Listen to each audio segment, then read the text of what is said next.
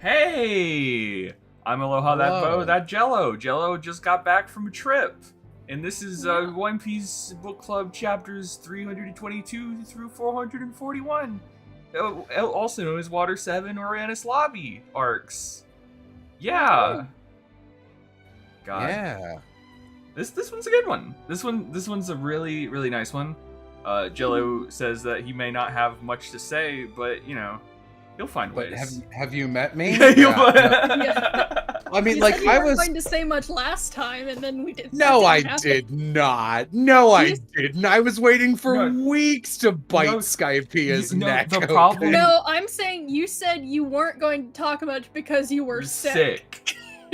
But Well, that's just how much I wanted to bite the head off. Because last time I was incapacitated, but mhm. this time because I had this trip and limited time with my girlfriend, I was like, I gotta read all of it like pretty much immediately after we did this. And I read it immediately. It was like, okay, Mhm. we have this call we're currently in, and then another text channel where we like kind of live blog our thoughts, especially me and Bo. Yeah. And I came back through the airport and saw that Bo had gone off about a couple things. Yeah. But like, just starting off with like structure things, a lot of the like paneling issues I had with Skypiea seem to be mostly fixed. In Water 7 and Emmons Lobby, there wasn't as much panel bleed. There was still some, but it wasn't as egregious blocking some like important moments as it was in Skypiea. Yeah. For some reason, the issue has switched to text formatting is weird and bad Yeah. looking. I do want to point this out, and I did grab a couple, and I'll see if I can find them, but I won't pause for it here. Yeah. I would say, speaking as someone who's fully localized shit at this point, I would say the translation starting in Skypiea and like very noticeably throughout Water 7 is quite terrible. The Viz official translation is not good. Like, it's little things, like the way they translate what is obviously Sodom and Gomorrah as Sodomu and Gomorrah, and it's like, just call it Sodom, buddy. Lots of bubbles that are like off center. Couple weird things. There's a bit in the Zoro and Kaku fight where like legitimately I had to point it out to Bo. I was like, hang on, am I crazy, or does like one of them respond to themselves here at least once? And you were like, yeah, that I can find if you want to talk about something for a little bit. So, just because I didn't know this, you guys sent me like a fake like 4Kids dub of like, and I didn't know it. I was like, what did it go for? It's like, no, it's fake. How far did the 4Kids dub go? I don't think it ever made it to Skypiea. Yeah, I think it ended around Alabasta. Okay, because what I was going to say was, do you think the fact that they didn't have the 4Kids dub to rely on for translation stuff affect the manga as a whole? Absolutely not. Yeah, okay. No, not at all. Because obviously we talked about how Zolo is Zolo in the official translation because Zolo was Zolo in the 4Kids dub, and they wanted to kind of like, match that to the thing. Yeah. But nah. So, all right, I found it. Yeah. And I linked it. So there's this exchange where Kaku says, and it should be on screen in a second, but a horse? I'm a giraffe. You look horsey to me. Of course I'm not a horse. Here, horsey, horsey, horsey. Oh, shut up! You're going down! And all of those are Zoro. Here, horsey, horsey, horsey, to shut up, are both Zoro. They shouldn't be. I don't understand. Yeah. Yeah, I see. I didn't really. There's a couple little moments like this where it's like, what? Wait, what? And that was not a problem. Like, I didn't have any issues with the translation in the early chunks. So I think they've moved teams probably 2 or 3 times. I remember the weirdness of early One Piece English translation being like, they really leaned into the pirate of it. Like, absolutely. Like Buggy's crew uses like very classic pirate terms to each other. That's like a little strange, but not bad. Like, it's a choice and I respect it. And here it's just like a little fan translation-y sometimes. Yeah. The thing I most remember from early One Piece translations was like one, the overwhelming pirate talk, but two, how often they insisted on calling any devil fruit like the fruit of the gum gum tree or the fruit of the chop chop tree, which just feels funny in retrospect because that's not how devil fruits are made. Yeah. Mm-hmm.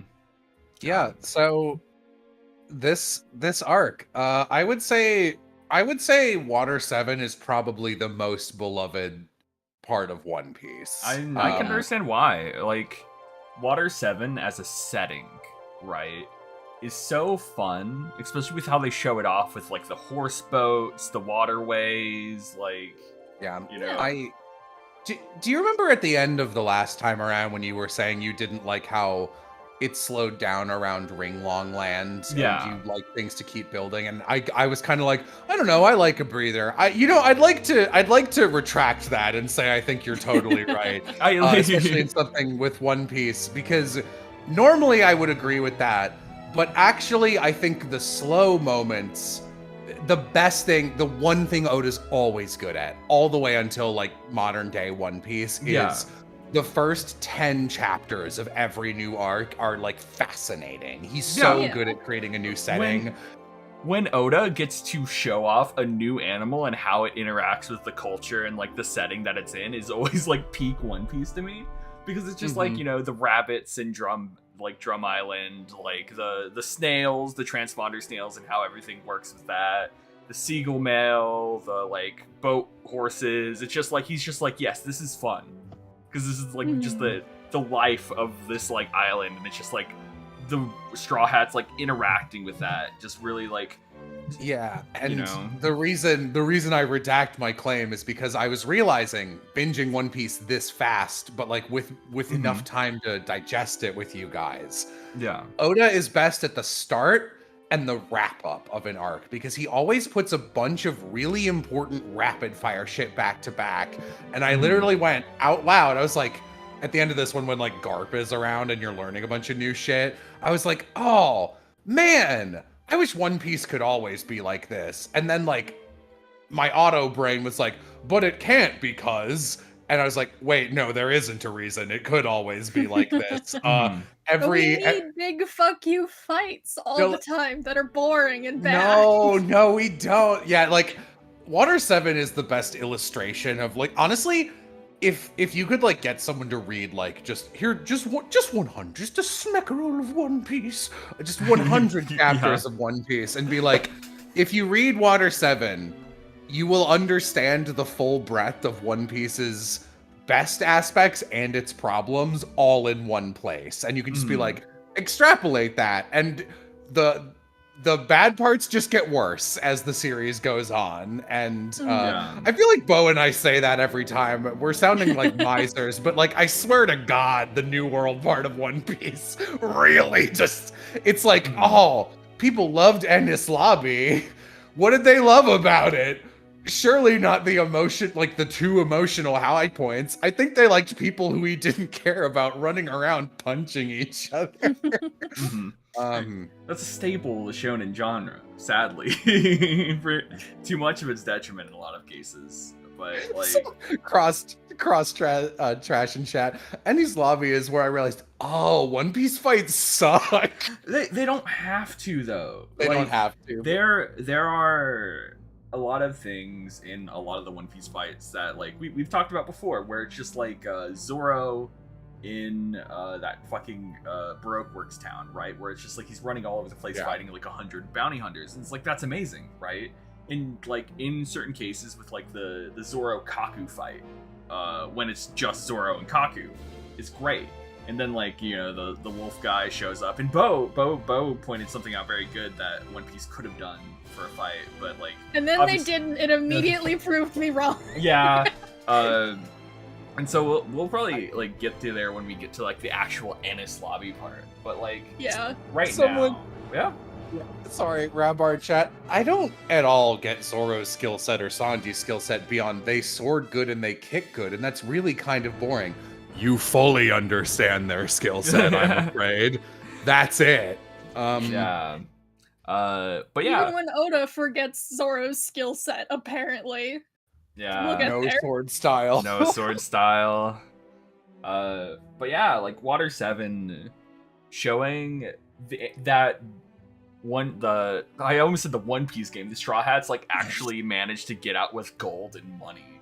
I feel like was probably like one of the most fun parts, because it was like usually it's just like, you know, you want to keep your protagonists down to where they can't like, you know, have all that, but obviously they do steal all the money and stuff, but like, you know, having Nami have all this gold and then having transport it and just being like Usopp and Luffy just being like, yeah, we have a lot of money, and it's like, shut up, you don't want to say that, dude. Yeah, You're gonna get mugged. It's genuinely so devastating to watch Usopp get mugged and kidnapped and lose all that money. It feels awful. Yeah. The emotional like stakes. I like that Oda was consistent enough with it that like the entire crew was upset about it, so that every time someone new has been put in a situation with Frankie for the first time, their first response is, fuck you! What the fuck, man? Two things on that. A, can I just say that after the shit we were complaining about where it's like, the Straw Hats are good guys all the time, can I just say that what a lovely thing to see them be like, you beat up one of our crewmates. I don't know if you know this, we're pirates. Yeah. And they like destroyed Frankie House completely. Oh god. And like Luffy still like hated Frankie for like a long time after that, where he's just like, look here, asshole. You know what? I'm gonna throw this out there. No one should have forgiven Frankie. I don't give a fuck. Especially not Usopp. Like, where he's just hanging out and he's like, and Frankie's like, yeah, sorry I did all that shit. And Usopp's just like, the past is the past. And it's like, what? Yeah. I get it, just in the fact that that's generally how I take things. I don't hold grudges most of the time. It's just a moment of like, you're not the person. There's bigger shit going on. I don't have the energy to care about being mad at you. You know, I can respect that. So like, if this happened and they met Frankie like 200 chapters later, I'd make sense. I don't think it's holding a grudge. I think it's, hey, within 24 hours, you altered the course of my life hugely and are now ripping my boat apart in front of me. Like, yeah. I was like, I don't understand why you aren't actively trying to kill Frankie. Yeah, I think I really like the CP9's like introduction as just shipwrights. I feel like that was a very good introduction of like what the future villains would be, and it's more than what you got in like, you know, Skypiea. Yeah, I wanna give and like Bo, you mentioned that apparently Oda didn't plan to have Rob Lucci as the villain, which he didn't do it right away. Takes a little bit of the good job Oda away in retrospect, but I will say like that's one of the reasons I'm like I think Water 7 is most impactful the first time you read it, because I do think the shipwright thing is a good twist. Yeah, I think it's cool. He was very smart to make it not all of the Galley Lost shipwright executives, because like 3 of them are still just genuinely good guys. Yeah. That was a good call. Like, I don't know how on purpose this was. I like that there's a little scene you see of a shadowed, it's Rob Lucci talking to Robin before the shit goes down. And it's kind of clever to me that his chin shape is sort of similar. You can't see his facial hair, but it's like, why would you suspect it's him? Rob Lucci can't talk. He only speaks through a pigeon. God. But like, little things like that I think are smart. I do think it's a really good twist. And so, you know how with Alabasta, I was like, oh, it's a great theme about trust. And then with Skypiea, I was like, there's no theme, which is one of the core reasons this arc is very bad. Water 7 is unique. And we have to put this at the start, I think, because I think this is going to be most of the stuff that Bo and I have to say. Yeah. There are 2 themes in Water 7, and one is just camaraderie, and like sticking up for people who are your friends or crew, and I think that one's great. And weirdly, like let's just say this up front, Rob Lucci's a fuck-ass loser of a villain. He's so boring. But thematically, he's actually a very good villain, because in every instance that you get, like, someone extends an olive branch to him, even an ally, he's just like, I wish you were dead. I'm a cool lone wolf. I'm Rob Lucci. So, like, there's like the moment when Polly is like, don't, like, didn't any of that mean anything to you when we worked together? And he's like, no, I literally don't care about you. And he's not lying, because then you see, like, when they're getting on the train the first time, Khalifa is like, oh man, it's nice to be going back. And he's like, shut the fuck up. Don't say that until the mission's done. No enjoying anything. She's like, jeez. And every time, and like, it's a good theme, because like the Navy team kills constantly to stupid degrees, which we'll get into later as well. But I think, even though I don't like Rob Lucci, I think he is successfully antithetical to the themes of the arc as they pertain to Robin and Usopp, which I think is very cool. And I also really like that other members of CP9 have varying levels to which they agree with one mentality or the other. Like, Kaku seems kind of sympathetic to the idea of camaraderie. Like, I love Kaku's dialogue with Zoro. Kaku's the best. Kaku's my favorite. That was a cute thing I noticed towards the end, too. There was an SBS right at the end where someone asked what the CP9 members looked like as kids.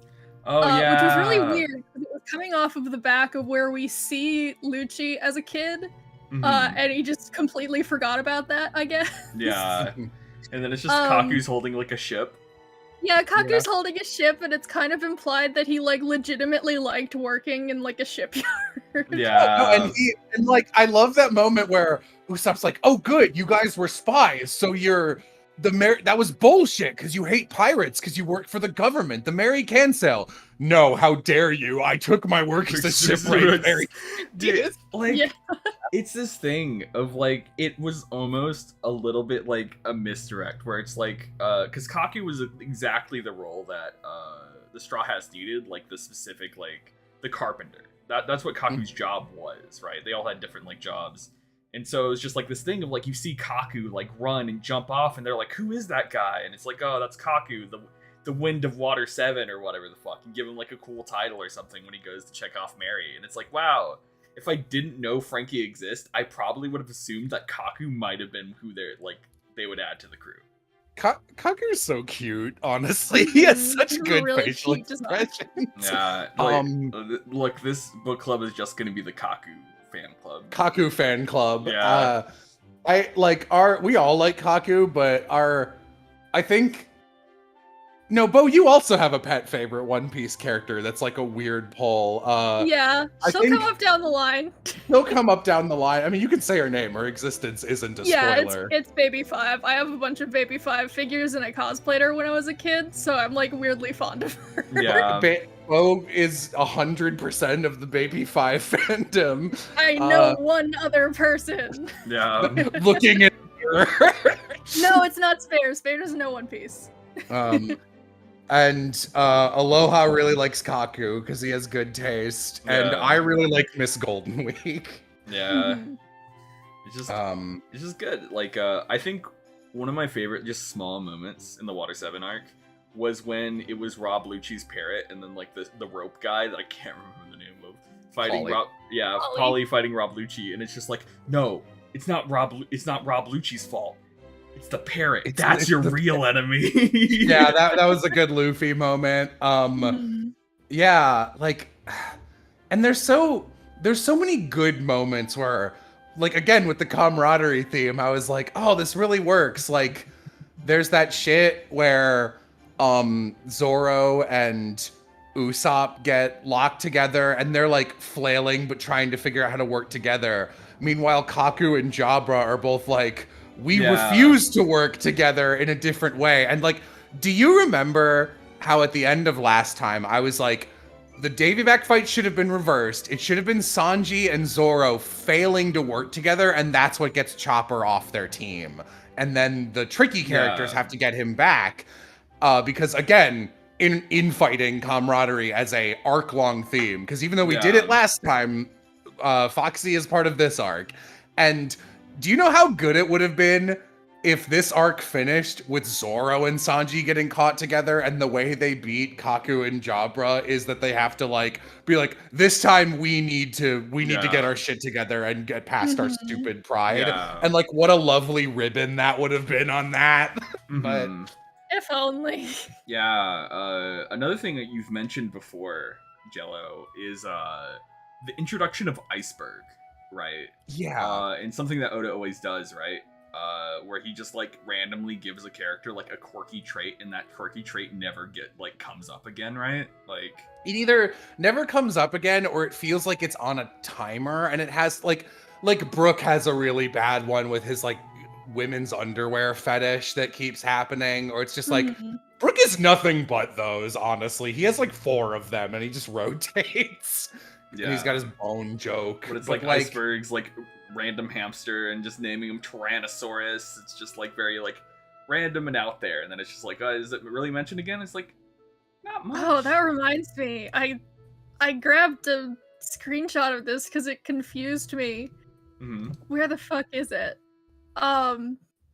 There was just a random moment, like in the middle of all the chaos, where it suddenly cuts to like fucking Tyrannosaurus, like talking to someone who I think was Aokiji. It was weird. What? What are you talking about? This was like a blink and you miss it panel in the middle of like them getting on the sea train. It was weird as fuck. Wait, is Tyrannosaurus a marine spy? Wait, hold up. Hold up. I got it. I had to screenshot this because I was like, what is going on here? Hold up. Wait. Okay, zoom, enhance. Yeah, what? I don't know what's happening here at all. What the fuck? What? Alright. I mean, like, this doesn't matter. Oh boy, and we'll get to Aokiji later. Man. Oh man. Yeah, so I think I saw in one of the I've actually just started skipping them now, because they are just like, unless like one has a long wordy answer that I can tell is like an actual Q&A answer, I just skip them because they're all boring. I normally skip them because I'm like, Bo will tell me about the good ones. Yeah, I skim them. But like, oh, why did I bring that up? Something mentioned in one of them. Fuck, I don't remember. Never mind. Yeah. Don't you need to know Nami and Robin's cup size? No. God. I don't need Oda to explicitly be sexist in front of me. I know he's sexist. He wrote One Piece. Dude. And also just get measurements wrong. Because both of them are fucking extremely tiny, apparently. It's fucking, oh yeah, Oda just being like, yes, Nami will fight this man with tentacle hairs, and he will wrap Nami up. But then Nami will fight also the secretary with bubble skin powers that will rub bubbles all over her to turn her smooth. So, my biggest shock of this whole arc is that I like Khalifa. And I literally remember her fight with Nami, for me, being like the nadir of the series for like a long time. Like, it was in the way that Pell's death was like me going, oh, no one's allowed to die. Originally, that fight was me going, oh, women aren't allowed to women can't have anything. But this time around, I was like, honestly, like, obviously this fight is stupid and like over-sexualized, and I won't lie, it was made better to me by reading Nami as a lesbian this time, so at least I think Nami's enjoying herself. But I thought that, like, it was silly, and I like how stupid Khalifa is. Like, I like that she's a bimbo. It's very funny. I don't like her sexual harassment joke. Yeah. God.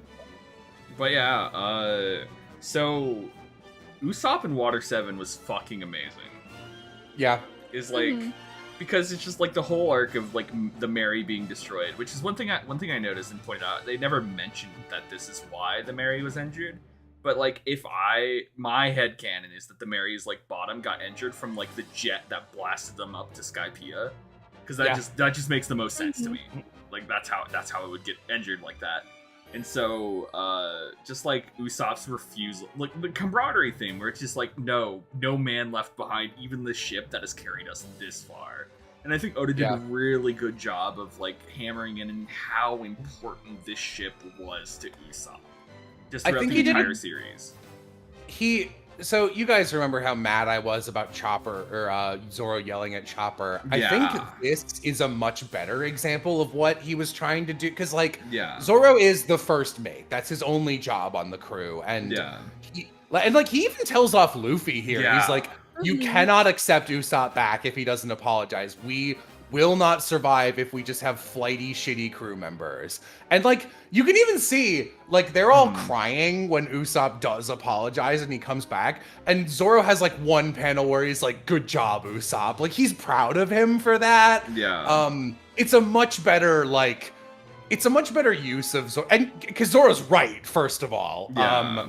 And I love, I don't know, I think it's a much more sympathetic conflict because you get where everyone's coming from and you like understand why this is happening. And it's Usopp who escalates it to a 1v1 fight. And you're like, oh, Usopp's going to get wrecked. And he actually does okay, to be honest. He uses and shows that he's grown through the series as well by using the dials that they mentioned beforehand, like, and just all this other stuff. It's just like, I don't know, it was just a fun, like, interesting fight that was very tense with stakes. And it's just like, honestly, like, if I didn't already pretty much know who won, I wouldn't know if like somehow Usopp pulls that out of his ass and beats Luffy, or like Luffy pulls his punches or something and then gets his shit wrecked or something, you know? Genuinely, the first time I read it, I thought Usopp was going to win, and he kind of does, because Luffy cedes the boat to him anyway, which is what they were fighting over. Yeah. It's just like yeah. It was just really good, and then just like the natural evolution of that is just nice. I'm trying to think of like what other Water 7 moments there were. Like Frankie's introduction. Real quick, because this is one sentence long. It was really small. I'm liking Chopper more than I remember too. Chopper has this great moment where he's just chilling out with Robin, and the reason they get separated initially is because Chopper's like, a bookstore, yay! Can we get books? And Robin's like, okay, kiddo, and it's really cute.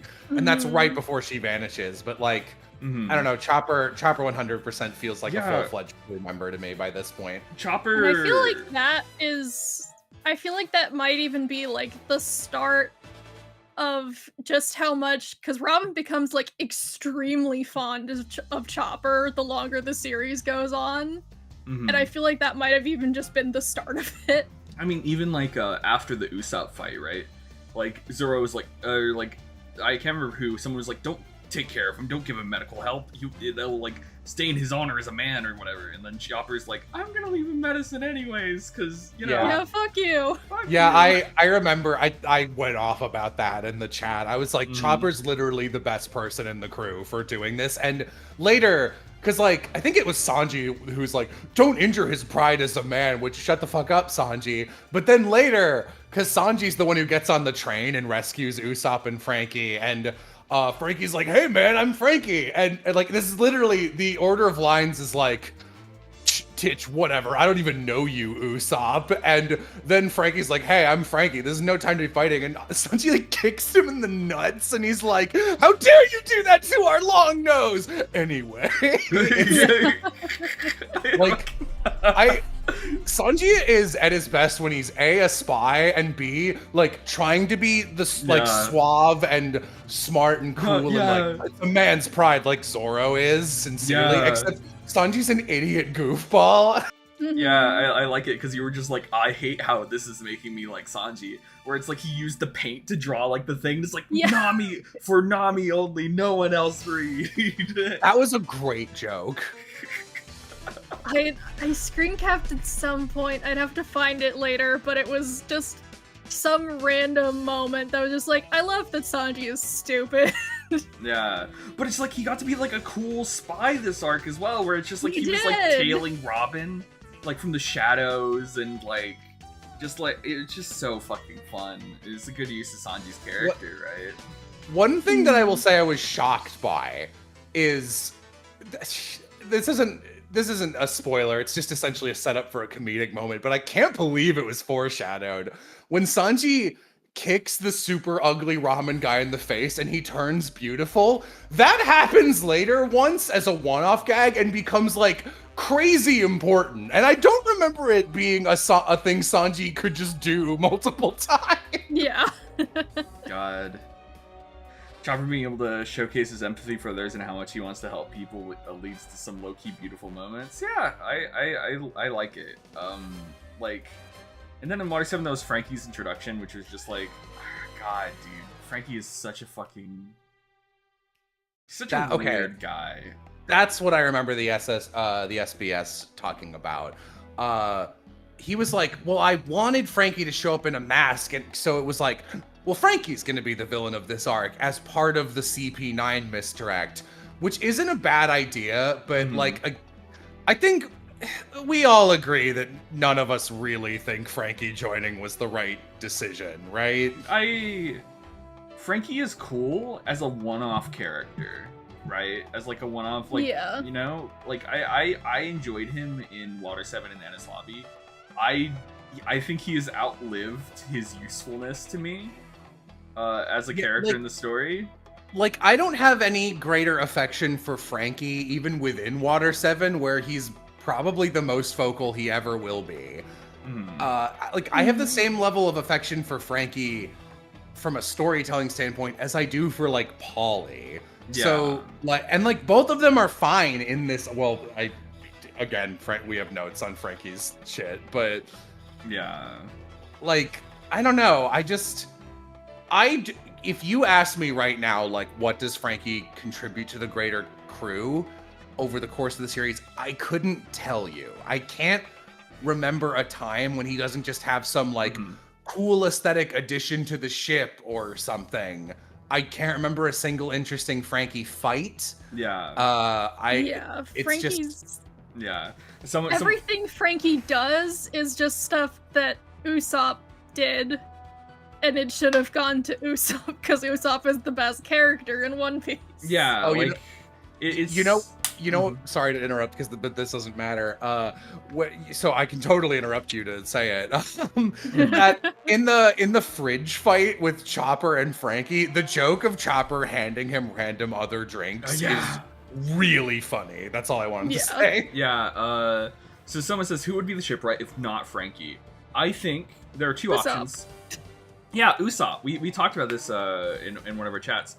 Usopp learning to actually be a good shipwright would give him more of a purpose in the crew other than marksman, which is not something he does really a whole lot, right? Two, Kaku is right there. Now this is my bias because I like Kaku, but that's even more reason for him to join. Because as a character, right, he opens a gateway into knowing more things about the Marines, right? Because the CP9 was a section of the Marines, right? So it's just like, it's the thing of like having an insider knowledge of the enemy, kind of like, you know, it's just like... it would be kind of cool to have an ex-Marine on their team. And I think, you know, it would not be my pick, even though I love Kaku. But I do think Kaku could work because later on they get someone with Kaku's energy and it's Law. It would be the boat straight man who's just like, you guys are very silly and I am Kaku, and you guys are very silly and I am Law. Yeah. And it like Law's around too much, but like he works in the grand scheme of things when he's like talking to people. So yeah, Kaku could have worked. I would have just made it Usopp. Because like it would have even been nice if like part of them making the ship was teaching Usopp how to make a ship and how to maintain it. And if they really need anything, then like they got fucking Denden Mushi's, just fucking call him. It's this thing of like, it's unrealistic that Usopp could learn how to be a good shipwright in a short amount of time. But also Usopp makes silly little creations just like Frankie. Then also on top of it, they made the fucking Thousand Sunny in like 2 or 3 days as well. Yeah, it was 5 days. And like on one hand, I know this is literally the best shipwrights in the world. I don't care. It would have been fine to just have them stay like a month. Like you could have just been like, oh, the log post doesn't reset for like a month, and just like had Garp show up later. It would have been fine. It would have been fine. Yeah. Oh God. Yeah, I think it would have been really nice to keep it as Usopp, and like I like Frankie building them the ship, and I like it's a great everyone in Water 7 building them a ship from like the world tree or whatever it's called is a great reward, and technically they use their money for it because Frankie bought it with their stolen money. That's a good bookend. It could have been the end of Frankie. I just okay, so this is pretty common knowledge, but if you don't know, Frankie exists as he is because Usopp saw the actor who portrayed Mr. 2 and was like, I love... You said Usopp. They're both liars. Sorry. Oda saw that actor and was like, I love this guy's performance. I'm going to design a character for him to voice, which is so funny to me because I think his voice is an awful fit for Frankie. And like Patrick Seitz, I never know how to say his name. Patrick Seitz plays him in English, and I think he's way better in English because again, more One Piece trivia for people who don't know. Obviously, I believe Oda has to approve, or Usopp as I like to call him, has to approve the voice actors for the original seiyus in Japan. But in the English dub, every time there's been a crew member, which it's been a long time, but every time there's been a crew member, they send off top picks to Japan and have Japanese viewers vote on them. So they can be like, what do we like? And they chose Frankie's current voice. So I've heard it where it's like in Japan, it's the weird aspects of Frankie, like the Speedo wearing weird guy. And in America, it's like his big buff, kind of like powerful, like I'm a manly man. It's like my bros are broing, that kind of voice. And he's the American one. He's the American one. And like, I know I'm American, so my sensibilities are just going to turn towards the latter. But like, Frankie strikes me as like a space dandy type character where he's like very over the top and silly, but in a way where he needs like a lower kind of smooth loser voice. And like, his voice in Japanese is like this. So I don't know. The reason I bring this up is because I'm so curious what elements of Frankie were in Oda's mind before he heard this voice, and like what he changed. Like, was Frankie still going to be a cyborg? Did Frankie exist? Genuinely? Did he exist? Because I would fully believe that Oda would add a crew member not in his original plans. I think that's something he would do. I think one of the original, like, really, really old drafts of the whole crew, before several of them were introduced, instead of Frankie, it was like a tiny octopus fishman or something. That's way better! That's so much better! Damn, having a fishman on the crew? This early? Unbelievable. Yeah, I was gonna look at the camera. Yeah. But yeah, like, I don't know. Like, Frankie's cool, but he's I don't know. He's not for me. He's not. I think the Thousand Sunnies having like all these like weird contraptions on them could easily have been made by Usopp, especially since we've seen him make the climate baton. You know, like. But also, this is just me because I feel like, personally, if I was the person making this, I would try to condense the crew as much as possible. Yeah, absolutely. Like it's important though. You should do that because you're smart. Yeah, and then I looking at the cover of the next volume that I have to read after this book club, it doesn't seem like it takes long for them to get another crew member. Nope. Yeah. I forget what the actual amount of time was, but I remember someone figured out like exactly the amount of time they have like pre-New World with everyone. I want to say that Brooke is in the crew for maybe a week before they all like fuck off. Yeah. Love it. Show me why I like aspects of Frankie and Brooke they aren't needed. Yeah.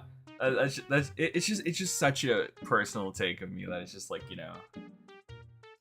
But yeah, it's smart. So later on, like at the end of Dressrosa, as the like reputation of the Straw Hats exceeds one boat worth of power, they are like, people are like, we pledge our loyalty to you and are now allies. Like, we'll go protect islands you care about.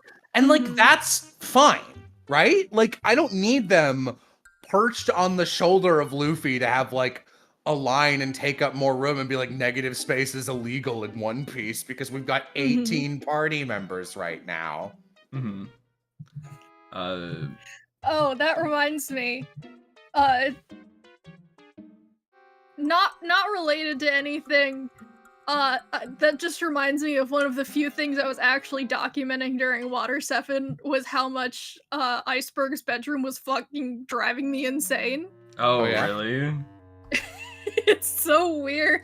Oh, let me fucking... It looks like a Sims bedroom if you did the thing where you're like, I'm gonna make a big extravagant house, makes a room that's way too big, puts a bed in the middle of it. We have no idea. I mean, in fairness, this is a rich person's house. They do kind of look like this. Like, man, the guy can make a ship, not a house. Yeah, there's nothing else in this room. I was on a call when I got to a part that showed the other wall. There's just a bed off center. We mentioned, right, that like, oh, the weird quirks that like Iceberg or whoever shows up with, and he's got like this weird mouse, but like also Iceberg is like super flighty. That like his introduction, he's like picking his nose and he's like, I'm bored. And I'll help you guys because I'm bored. Cancel like 6 clearly important meetings. And Khalifa reacts in a way that makes it seem like he's like this all the time. And then he's never like that again in the present or in the various years worth of flashbacks we see of him. Yeah, he's very diligent in all of those too. Yeah. I feel like Oda over relies on giving characters a gag with which to ground them, and you'll notice this becomes more noticeable over time. So almost everyone in this arc has one. Paulie has his stupid thing where he's like, I don't know, Victorian and looks at women's legs and is like, oh my goodness, you horrible wench, or whatever. Which is, it's so boring because they introduced him with a much better, more interesting quirk of he apparently has a bunch of gambling debts all the time. Oh yeah, what the fuck? That never came back! God. Yeah, and like, the reason I think this is important is because as the cast expands, Oda thinks, well, everyone pops into the room and does their gimmick, and then they leave, so they're represented. And it's like, no, man, their gimmicks are all boring. Oh my god, you know what series does this, and it's bad there too? Comey Can't Communicate. Because the core plot of that series, other than the main two obviously getting together, is that the main girl wants to make 100 friends. So every other arc or so, it'll be like friend arc and then like romance arc if you're lucky. Sometimes it's like 4 friend arcs in a row. But it'll be like, here's a new character. Their thing is that everyone has they're an archetype. So like the main boy's gimmick is that he's average, and like there's a gimmick where one character is a narcissist and that's his whole personality. And there's a gimmick where it's like, this girl sweats a lot and that's her whole personality. It's probably a fetish. Don't look it up.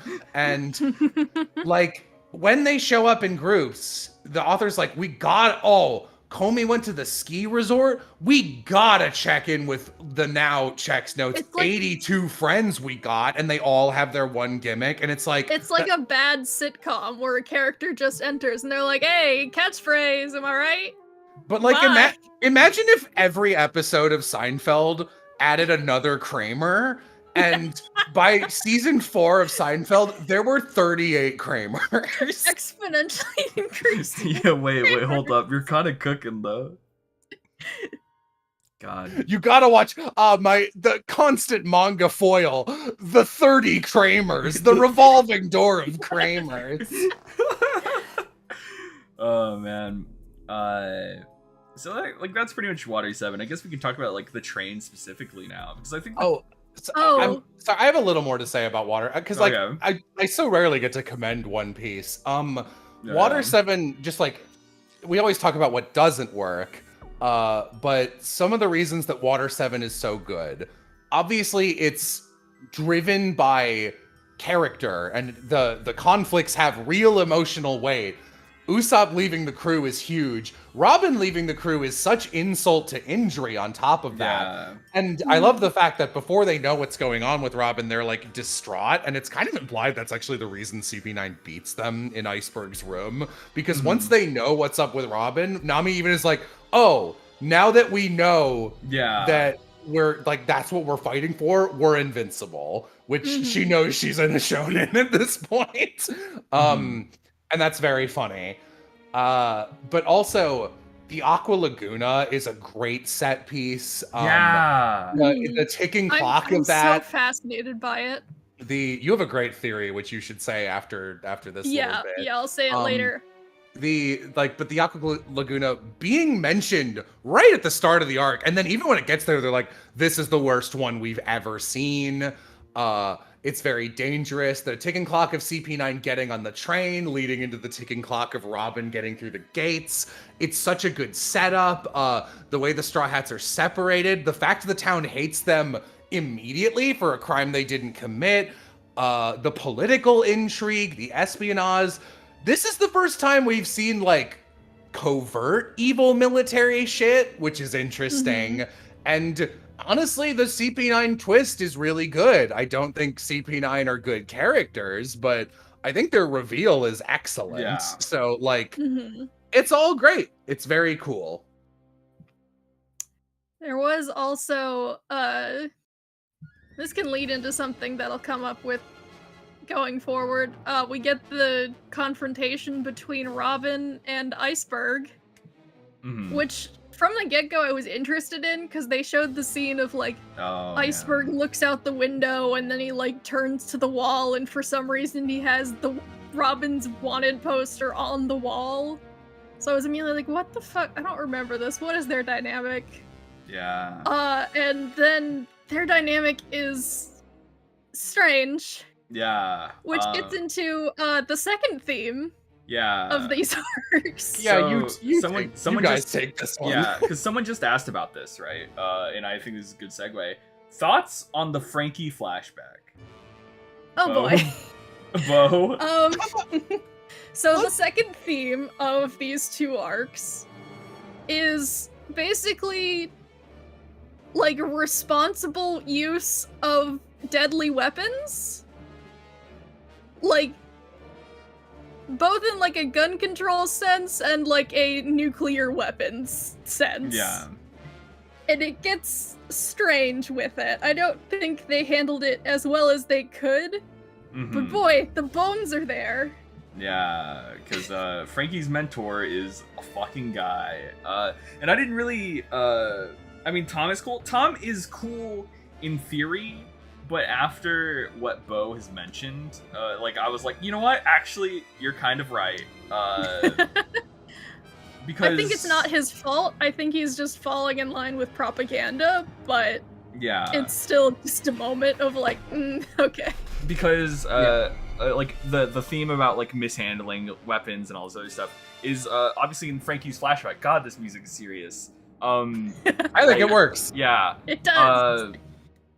Basically, Frankie makes all those fucking warships and just leaves them on the beach. And it's like, you better clean them up. They're fucking weapons. And at the end of the day... Iceberg, who is a character... Yeah. Who actually is a character who is, like, diligent and responsible, is like, hey, don't leave fucking, like, dangerous, deadly weapons that you have built, that you have purposely made as dangerous as possible, and just fucking leave them out in the open. What is wrong with you? Take responsibility for the things that you've made. Yeah, and then obviously it instantly backfires when the Marines take control of those ships to destroy the town, and then blames Frankie on it.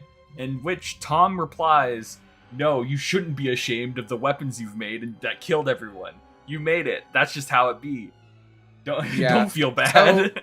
So here's what this part of this reminds me of. I don't know if any of you guys have seen the movie The Wind Also Rises, or maybe it's just The Wind Rises. It's a Ghibli movie, and it's a slightly fictionalized biopic about a famous designer of warplanes used by Japan in World War II. And it follows his life up from learning that he needs like huge, he has a really intense glasses prescription, which means he can't fly a plane because his sight isn't good enough. And he's like, that's a shame. I will instead spend my life building planes. And it's kind of a story about him growing up and being like, the only people who build planes right now are the military. If you build planes, they will be used to kill people. And there are many characters, and the narrative seems to agree with this, where it's like, well, it's very Tom. It's not guns who kill people. If you love building guns, then you just gotta build guns. It's not your fault if someone picks one up and uses the gun. And especially in America, since we got Pearl Harbored by those planes, it's a pretty contentious Ghibli movie, especially because the main character doesn't seem to grapple with this at all. I actually kind of like that movie, but only in a way where I'm like, what an interesting view into a philosophy I completely disagree with. And this is very much that. And it's such a shame, because can you imagine a version of this story where Frankie being like, I don't build things anymore, I'm a dismantler, is really sad and interesting, and like, that's a good character moment for him. Yeah. And like the fact he's like, I don't want to build ships anymore. And it would have been great if he was like, I now only build ships specifically for people who have proven to me their strength of character. Like Iceberg builds them for the Marine or the Navy or whatever they are. I forget. Depends on your translation. Yeah, and they're the Marines. Every sign they have, like, they have it written in English on their caps. They're Marines, and the Viz translation is like the Navy. Okay, the Marines then. It's like, the Marines. And it's like, Iceberg's well respected because he builds things for the Marines. And it's like, this whole arc is about showing how the government is completely untrustworthy. And it's like heartbreaking to, like, in the same way that Crocodile's plan to cause a civil war is so rough to watch, because you're just like, this would work in real life. And like watching what Spandam does to younger Frankie's ships, that would work. That would fully work, especially because literally in the present we just saw the people of Water 7 get tricked into exactly hating the Straw Hats just like this. And then also, the fact that Frankie's body is destroyed by the train that he helped build, that's really poetic and interesting. And the idea that he was just like, I'll build ships again, but like only for people who use them well. Because this theme is all over. Like, I actually forgot that he gives it to Spandam, which I forgot that because it's so insane and makes no sense at all that my brain was like rejecting that plot element. But it's like, even so, the Buster Call is a great example of like, with great power comes great responsibility. Yeah. Because he presses it by accident. Because you watch him be an idiot with all of the military equipment the whole time. It's directly his fault CP9 doesn't get involved with the fighting much earlier, because he leaves a phone off the hook, which it's made clear that's a thing he does all the time. He's clearly incompetent. He's a legacy office. He got like, his dad almost dies, and he's like, give it to my son. And his dad is also incompetent. And both of them misuse this thing of power. And in both the past and the present, we see Navy men literally blowing their own guys up. Also, someone said it earlier. Yes, this is the part where the Navy goes from like a scary force that is arguably for good to pretty inarguably and comedically evil. Which I do agree with, and we'll talk about that more as we go into Ennis Lobby and Robin's flashback, I'm sure. But the Yeah. point, like, the point is that all the stuff about weapons, Tom is wrong. And Bo, you said it earlier. You're like, I'd kill to see a One Piece character disagree with their mentor's philosophy. Yeah. Mm-hmm. And I feel like this is another reason why I think it would have been better if Frankie didn't join the crew, was if he wanted to follow through with some kind of message to take away from Tom and the things that Tom said. It would have been more powerful if he didn't go with them. If he trusted them and he left them to do what they will do with his ship. Because that's kind of exactly what Tom said. Like, you can build a ship, you can love a ship, people are going to do things with the things that you make that you can't control. Yeah. And you just need to deal with that. It's very powerful when you see, like, especially a philosophy that's been previously explored in a series, or like at the end of Full Metal Alchemist, one of the last pages is Alphonse talking to someone else, and he's like, yeah, the whole series has been about this thing of equivalent exchange, and we all live by it, and we all know it by heart at this point. And he's like, but given what we've seen, philosophically, we're experimenting with new ways to do alchemy, where normally you have to give 10 to get 10 back, but we're doing this new thing where the idea is you sacrifice just a little bit of yourself and you give a little more. So you put in 10, but you get 11. And he's like, it's kind of like a wild new theory, but and it's a really good ending, and it's very sweet for that character, because it's nice to see not only did they live their lives either under or adjacent to a philosophy that's been like thematically really important, but the idea that they're like, I have thought so much about what my mentor did for me and all the journeys I've been on, and I disagree with some of it, and I want to make the world better by changing that a little bit. I think that's more powerful than like living, than following essentially failed rhetoric. Like, both, we're kind of 0 for 2 right in a row here, because both Hiralik and Tom, like, they're not on the same level. Tom's better than Hiralik, but they're both wrong. Yeah. And like I would have, like, what was it you talked about, Bo, where it's just like I would have loved to see Frankie disagree with his mentor, but also like carry that like weight like a little bit more. Yeah. Or something. Yeah. Like the fact that he needs to rebuild himself and he makes himself his own weapons feels relevant, or it should have been, but it just kind of boils down to weapons cool. Weapons yeah, cool. And knowing what they do with Frankie, his main joke is that they do this thing where Frankie always like builds big robots and builds cool guns, and all the boy characters go, whoa, and all the girl characters go, boring, because it's a manga for 12-year-old boys written by a 12-year-old boy in a man suit.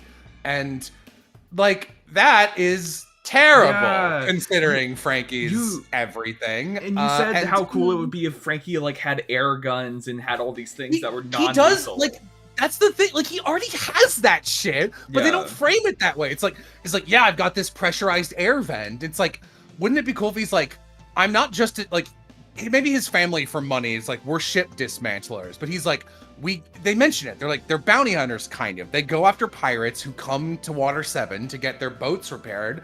But like, wouldn't it be cool if Frankie like was traumatized by his event and was like, I hate the idea that anyone has cannons and shit. Like, if I could, I'd get rid of all of them now. And like, maybe that hurts him because he still thinks weapons are awesome. But he's like, I literally watched a mentor who I spent 10 years with, more actually. He's basically my dad. Give up his life and like yell at me in the last moments of his life. And then in my own creation, the train took him away. And now like our crew is spread out, and Iceberg makes weapons for the people that killed him. Like, wouldn't it be more interesting if he were like, I specifically dismantle weapons? Like, even if he like went to the Mary and was like, I'm ripping off your cannons, I don't want you to have these. Like, I think it would be cool if he did that. It would even be cool in a sense of like, he knows so much about weapons that he is the best person at breaking them, basically. Yeah. Like, he knows every kind, like, he could just know every kind of weapon inside and out and just be really good at taking them apart. Does the Mary even use cannons? I can't remember if it... They do. Yeah, Usopp uses them a few times, yeah. and that's like, they pat him on the back for being a good marksman. Yeah, he shoots it at that rock, and there was some guy on that rock that got randomly hit by the cannon. Yeah. I remember now. But yeah, with all of this talk, this becomes relevant because Robin, which is where we get into the part of the bones for this message are here, but boy, it sure doesn't come together. Yeah. Because Robin becomes an interesting comparison to this, because there's all of this, like, stigma to be had about weapons and the concept of them being dangerous, or is it about how people use them? And then, like, they introduce Robin and they lay into the concept of she is illegal. Her crime is still existing. Her being alive is dangerous to the world as a whole because it presents the possibility, even the slightest possible chance, that a lot of people could be hurt. And it's clear that that's, like, important to Frankie, because he gets a big moment out of it, too. Like, he says directly to her, being alive is not a crime. Yeah. And it's like, oh, it's there. It's almost there. Yeah. The concept of, you know, someone, oh god. And then there was, like, the added on thing of, like, the ship blueprints, where it's like, we gotta keep this dangerous weapon blueprints just in case someone else gets a dangerous weapon to stop them, right? But but then that very thing being what could almost had them get the dangerous weapon in the first place, right? Like, yeah, because like that was strange to me, just in a sense of like it. I don't even feel like it's a plot hole. It just feels like it should have been something mentioned at some point. The other thing is, like, Spandam's goal, I don't know where this is stated. It's not hard to read into it, but I know this is his goal. He wants to defect from the world government using the weapon and supplant them.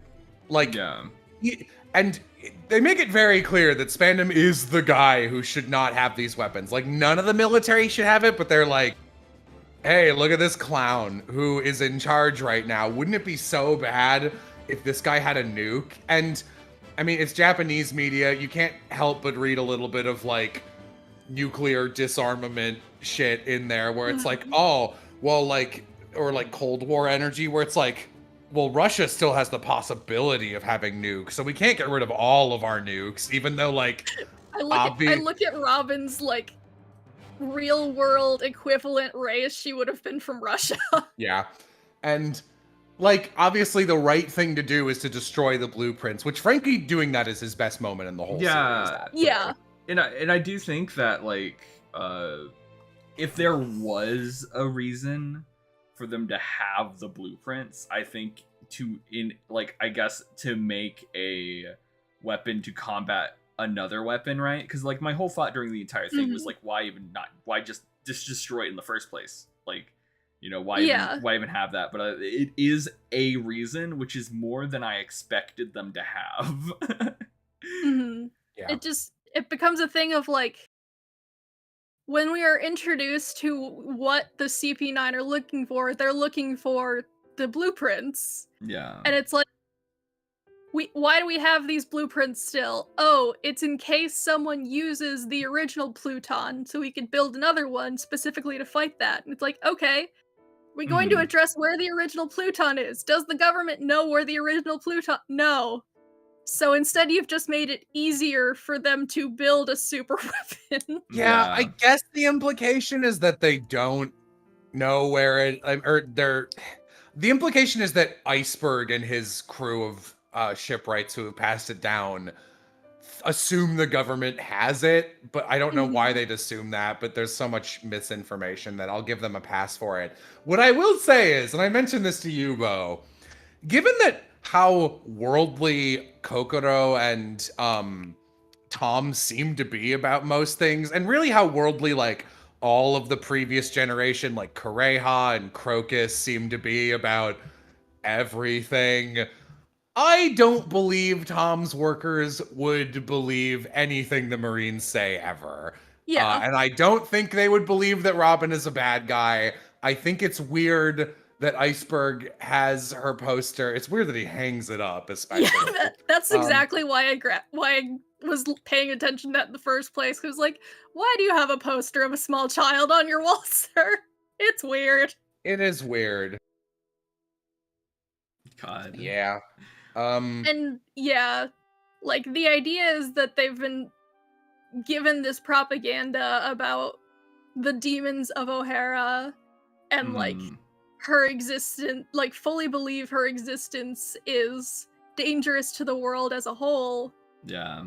But it falls short with them being the same people who are holding the blueprints to the exact same technology in like, you are the same level of dangerous here. And like, you know what else would have been fun is if they did get the blueprints, or like Frankie doesn't mention this, but like this would have been equivalent. I like that he burned them, but I think this would have tied in with our other Frankie stuff. Is if like at some point Spandam or whoever is like, I've got my Den fax Mushi fax machine, and I'm sending the things, and he can't really read them, but he's like, I've got them now. I've got a photograph, and then someone who knows anything about boats, like maybe Kaku, looks over his shoulder. He's like, actually, wait, hang on. These blueprints are super fucked. And Frankie's just like, yeah, I actually dismantled all the weapons already and got rid of the schematics and just wrote how to destroy the entire thing. Yeah, it's like, now it's just, this is not a boat. It's like, it's not how to build the Death Star. It's just an exact note that here's the vent you have to shoot into to blow it up, which is exactly all we needed to keep or something. Like, I think that would have tied in with this is our remade version, obviously. Yeah. And so do you remember how I was like, Skypiea is to me the worst arc of One Piece so far? Not in that it's the least enjoyable. I think that's still Baratier, but I like Skypiea, just I wouldn't even know where to start fixing it. Like there's too many problems. Whereas Water 7 is like, you have some incredible emotional high points, and one of your two themes is ironclad. And the other one, you like set up all the dominoes, but you put like glue and shit between them for some reason, so they don't fall right. So it'd be very easy to fix. Yeah. Yeah, I think that's all we gotta say about the weapons theming. Yeah. I guess we can move on to the train, which is the train was a lot of fun because obviously it was like a lot of it was a lot of Sanji. Usopp was there for a little bit, and then Sniper King came in. Do you guys have any Sniper King theories? I mean, it's Kaku, right? They've got the same nose. I think it might be Usopp's father. Right? You know, I was thinking it might actually be one of those girls that hung out with Frankie. Do you that Oda would never do that. Women can't win fights. So I think I can't wait for Sniper King to show up in a movie and like shoot next to Usopp and Yasop, and none of them talk to each other. Sniper Island, it's in your heart. Sniper King. I love the implication of that being Yasop had another child that he also abandoned. Sniper King is this is not a joke. Sniper King is the reason I started reading One Piece again, because I saw his introduction. I was like, what in the goddamn could possibly set this up? And I didn't expect it to be as good as it was, but it was that, and that's what I saw and I was interested in. But yeah, no, we already mentioned that Usopp even gets one of the best, like, last time. Okay, so do you remember how I was like, Oda needs to understand that final boss fights for a character don't have to be a fight. It can just be an event. Usopp keeping Robin at bay by sniping all the randos. Yeah. That's what I'm talking about. Like, that's an amazing moment. And it's and even the Marines are like, literally no one's that good at sniping.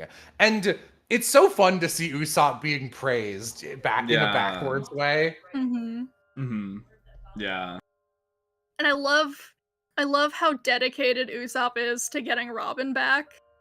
Like, like that is the thing that gets him to want to rejoin his crewmates, is like, oh no, Robin is in danger. We need to save her.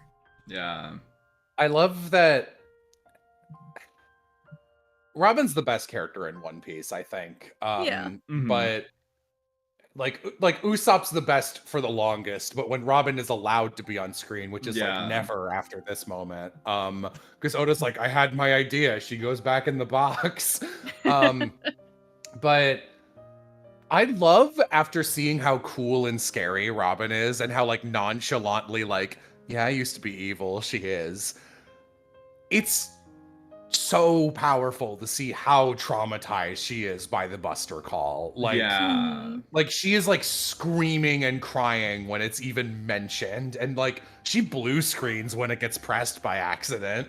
Yeah, it's so fucking like, I like the Robin flashback because it's like it's just very interesting to see this like society of scholars, and then Robin is just like, yeah, I wanted to be an archaeologist and all this stuff so I can hang out with you guys in the basement and see what you guys are doing. And it's like, yeah, I can read the ancient language. Where's my mom? And I'm like, oh god. The shot, I totally forgot about Robin's mom even being part of the equation. Yeah. The shot where they run past each other is heartbreaking. Yeah. It's such a, it's like, honestly, dude, if I was Robin, I would be like, dude, I hate the government so much. Maybe I will use my I will be the devil that the government says I am and find these ancient weapons and then use them against the government, because fuck them. I think that every part of Robin's flashback is perfect and wonderful, except Aokiji, who and then Aokiji exists. Dude, because like so much. Oda clearly wants you to like think of him as like a, oh, whose side is he on guy. It's like, he's evil. He thinks he's a good guy. He's evil though. Because like he's literally standing there and listens to, I think his name's Spondime or something, or whatever. Yeah, Spondime is Spandam's dad. And he's like, that's right, we got a photograph of the little girl, and now we just put an 80 million berry bounty on her head. And he's in the room when they do and say that. And then he has the goddamn gumption to walk up to her like, I know you've lived a life of criminality. It's like, because you assholes put a bounty on her head that could set someone for life. Of course she had to do that. And he literally, like, this is fucking end of this arc, but when he shows up again, he's like, yeah, I was so sad that my friend Saul had to die. And it's like, you killed him! Like, you did that! Like, what was that thing you guys were saying where it's just like, yeah, it fucking sucks that Saul undermined the Marines. Sucks for him. By the way, I'm undermining the Marines right now by letting you escape. Afterwards. It's like, I think what Oda's trying to do is, what's his name? Suzuki or something, the Red General. He's the one who shoots the boat, which is unnecessary. But he and Aokiji have like a series long tiff with each other, and I think the implication is Oda wanted to like set it up here and be like, oh, like he's the worst of the Marines, so like the ends justify the means guy, and Aojiki's the more like in the middle ground one. But it's like, you already introduced Smoker, who is an actual good guy Marine, who's doing his job and going, fuck the rules, I'm here to help the maximum number of people. And this is one of those cases where, like, being in the middle is not acceptable when the two sides are murder everyone, genocide everything, and hey, don't kill people. Yeah. Being in the middle of that with, well, some murder is okay, is not good. It goes back around to what I was saying, where like, you can't be like, oh, he's a good Marine when he's so powerful, right? And it's like, that's what I enjoy about Smoker. And then also like T-Bone or whoever the fuck it was, that like knight guy that got... and like, I'll just say this. I don't understand why T-Bone's there. I like the guy. I did put him on my cut this character list. Because he undermines stupid blue monkey even more than he's supposed to, and because he's just a cool guy. And I was like, does this guy like show up at Marineford later? Why is he here? And I look him up, and apparently Blackbeard's crew just kills him off screen during the time skip. Oh, really? Yeah. That's crazy. And so, it's this thing of like, due to him being so strong, like I stated before, it's just like he could just leave. Well, he does, but like it's this thing of like, but that doesn't. He stays for too long and then does so many awful things. Like it's just like, okay, he gives Fandom the Buster Call. He like, which is insane to me. I still don't understand why he gave him the Buster Call. Right? Like it was literally. He was doing fucking marine bullshit where he made a promise to Rob and he's like, yeah, I'll make sure that the Straw Hats get out of Water 7 and I won't do a Buster Call. Anyways, let me hand the Buster Call over to the world's most incompetent soldier. Yeah, it's just like, I don't know. I don't like him. But yeah. No, he really is just a sour cherry that likes to slink in every time something cool is happening with Robin. Yeah. And it's funny, I don't remember this being a problem at all. Like I didn't notice this shit even a little the first time I read it. But like, even then, it's just like the fucking Sniper King, the train. What do you guys think about the 6 powers as an ability set? By the way. Okay. Yeah. They exist. I like them Yeah. up through the sea train. Yeah. And I like the characters a couple characters accidentally get them later but in different name. Like yeah. Sanji eventually gets the moonwalk ability, but Yeah. like way later. And he gets it for different reasons, and he doesn't That are call it stupid. that are stupid. Like I find them funny despite how they are, but Yeah. like they are. It's funny how he gets them, but funny in a way where it's like, oh duh, stop Yeah. it. Mhm. But I think for me, they are immediate, and by extension, CP9 are immediately. You're just like, oh, this is nothing. Where they're like, we've done this for years. It's like, whoa, they're so strong, and like it's hard to punch them or whatever. Yeah. And then Luffy fights Blueno, which is the best fight in the whole arc, by the way. And because Blueno is a cool ass power, and also it only lasts for like 2 chapters, and Luffy just looks at him and is like, oh, I see what you're doing, and just does it. And it's like, well, if the Straw Hats can just learn this in like 10 minutes, then CP9 aren't a threat. They're just some idiots. Also, Iron Body, later on, they get hockey becomes a thing where people are able to like harden their body with colors hockey. They should be the same power. It's extremely stupid. They're not. Yeah. That's all I want to say about that. And it's like this thing of... It's not like the Marines don't know hockey exists. And it's this thing of, then at the end of this, like, reading chapter, you see that Kobe can use part of the 6 powers as well. Yeah. I think I would like the 6 powers more if it wasn't, like, something that the CP9 got that, like, made them seem like they were, like, trained a million years to get it, right? I think I would have enjoyed it more if it was like, this is a military martial arts that we can easily teach to our Marines for them to become somewhat more competent, right? Yeah. And it was more like, obviously, just like, seeing Kobe use shave, right, is like the big thing where it's just like seeing more of that, where it's just like, this is just the Marine power set. Right, where it's like some of them just have iron body, some of them just have shave. That's just how it is, right? But like that would be all right. So let's talk about CP9 for a bit. Yeah. So we've already praised Kaku. Let's put Kaku up on a shelf and look at the rest of them instead. We got Harry Man. Yeah. So on my cut list, see if you guys agree with me. It's actually a pretty even cut list. It's everyone who is introduced at Annie's lobby. It's the hair guy, Zipper Mouth, and Jabra, the wolf guy. I think all of them should be gone. They add nothing. The wolf guy could have been good for a reason that Bo said. Potential that didn't pay off. Where a fight between him and Usopp would have been great, because it's literally the boy who cries wolf versus the lying wolf man. right? That's not a bad idea. Usopp gets a final boss fight. He gets 2. It's shooting the flag, and then it's saving Robin. So I'm fine with cutting them. Yeah, that's super fair as well. I think that would have been a great like. I'm not keeping anyone based on potential anyway. Yeah, exactly right. Can I want to throw here. I have a theory. I have a conspiracy theory. So CP9, I think has anyone in chat read or watched Hunter x Hunter? Yeah. Because I think that Oda read the York New City arc and saw the group of bad guys.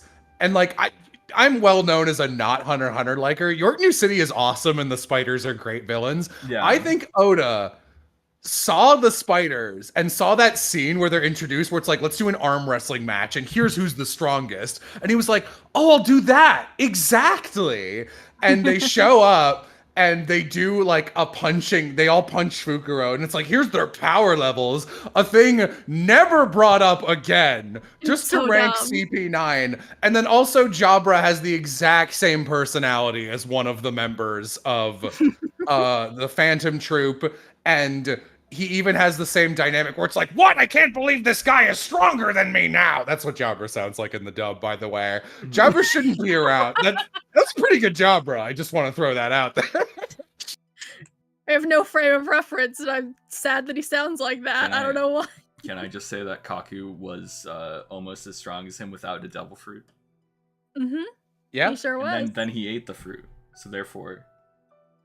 The best thing about CP9 is that we get to see characters eat a devil fruit in the present, and they have to gamble on it. And if you've never seen it, the guy who plays Lloyd Forger in Spy X Family is Kaku's voice in the dub. Look up the scenes of him defending his giraffe powers. Yeah. They're hysterical.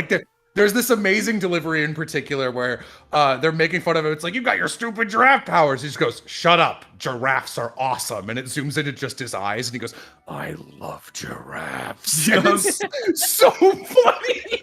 I don't know if he actually loves giraffes or if he's just coping so hard.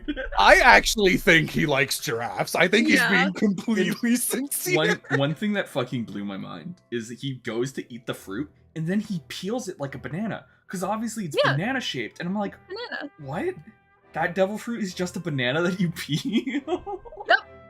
Yep. This will be relevant later. But yeah, that also, it was interesting seeing that moment because it did make me have the question of like, so after you, like, when do you get your powers in eating a devil fruit? And what happens if you continue to eat it? Oda has actually answered that. And it was just an interesting little tidbit. Because the answer is you get your powers upon the first bite. You have no reason to eat the rest of the fruit. It will just be a disgusting tasting fruit for the rest of it. But no one in the world knows this, so every devil fruit user has like thought that they need to eat this entire fruit. That's very funny. Yeah, and like I love it's very like stupid and weird to see Jabra like superstitious about devil fruits when the government knows so much about them. And one line, I grabbed it, I think I even pinned it. Where and like I think I even said for both of you, do not click it. This is a spoiler for everybody.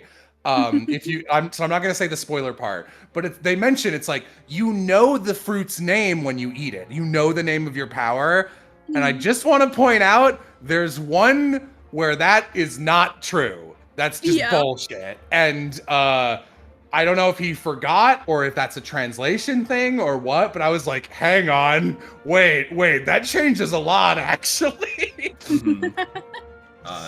And no one in chat, if you know what I'm talking about, do not say what I'm talking about. So, what is it? Like, obviously Zipper Mouth guy sucks. Fucking, I do not like hair tentacle guy. He sucks. They didn't need to exist. They didn't need to exist, yeah. Like, Lying Wolfman had potential, wasn't potential, get out of here. But all the other CP9 members, even, like, Rob Lucci sucks in a way of, like, he's good thematically, but, like, as a character, I think after the parrot goes away, he's just kind of, like, one thing you pointed out, Jello. I'm Rob Lucci. I'm a murderous man, carnivorous, and I want to kill people, but yet I'm gonna go undercover for 5 years on this mission where I don't kill people. Yeah, so everything that they mention about CP9 is so wild because they're like, we're the secret CP group that gets to kill people, but also a majority of us are gonna be put on like a spy mission where we're not allowed to kill anyone, and they explicitly state that you're not allowed to kill anyone during this. And also they say that the other members of CP9 are tasked with defending Enies Lobby at all points of time. So it's just the worst. It's so funny because they're like, we've never heard of any of the cipher polls before this moment in Water 7. It's like, you see, there's 8 groups and they're all intelligence gatherers, but then there's a secret 9th group that's like the Area 51 of the One Piece world, and they're like hardcore assassins with a license to kill. What's their mission? Basic intelligence gathering that they've failed at for 5 years, and then they keep reiterating that they are a secret organization and that no one knows about them, and then every time the Marines, any basic ass Marines are around, they know who they are, they idolize them, and the leaders are shouting publicly like, move out of the way, the CP9 are coming, Rob Lucci, the CP9 is here. It's extremely funny. And that, that's so I created a game for myself because I hate Rob Lucci. Like, notice he wasn't on my cut characters list. He matters. He matters. I just think he's boring. And I created a game called I'm Rob Lucci, where I read all of his edgelord dialogue out loud in like a stupid teenager voice, and then you follow it with a shitty giggle, and I'm Rob Lucci. So it'll be like, what? So it'll, like, when Spandam's like, I want power. Like, Spandam sounds ridiculous in the dub. I love it. I love Spandam. He sucks so bad, but he's actually a good main antagonist. I actually wish he He should have gotten like 3 whole color spreads of being beat the fuck up at the end. But I love that he's like, I'm doing this for power and notoriety. And Lucci just leaves. He's like, where are you going? I'm not interested. I'm not interested. Then why do you do this? Because it gives me a license to kill. I'm not Lucci. And if you do that every time he says something, it honestly makes him so much more fun. Yeah. Yeah. So even if Rob Lucci were as boring as he is, I just want to point out, Luffy usually gets a pretty okay fight against the final boss of an arc. I would say his fight against Rob Lucci is one of the worst fights in the series for Luffy, because even if it is an excuse to introduce Gear 2 and 3, which I like, you could introduce them against a character with a more interesting power. And Rob Lucci's power being a Zoan fruit is a bad call, in my opinion, because it doesn't give him any visual. Also, when they introduce him and he transforms, he's like 17 feet tall the first time. I did keep track of size-wise how he looks later in that form. It is pretty consistent. So the reason I was like, what the fuck, is because there's that like body melding ability they have for the 6 powers. Yeah. And Oda's like, this is hard to draw, or this looks stupid. So he just like turns him back into a normal man, but with cheetah spots. And which is dumb.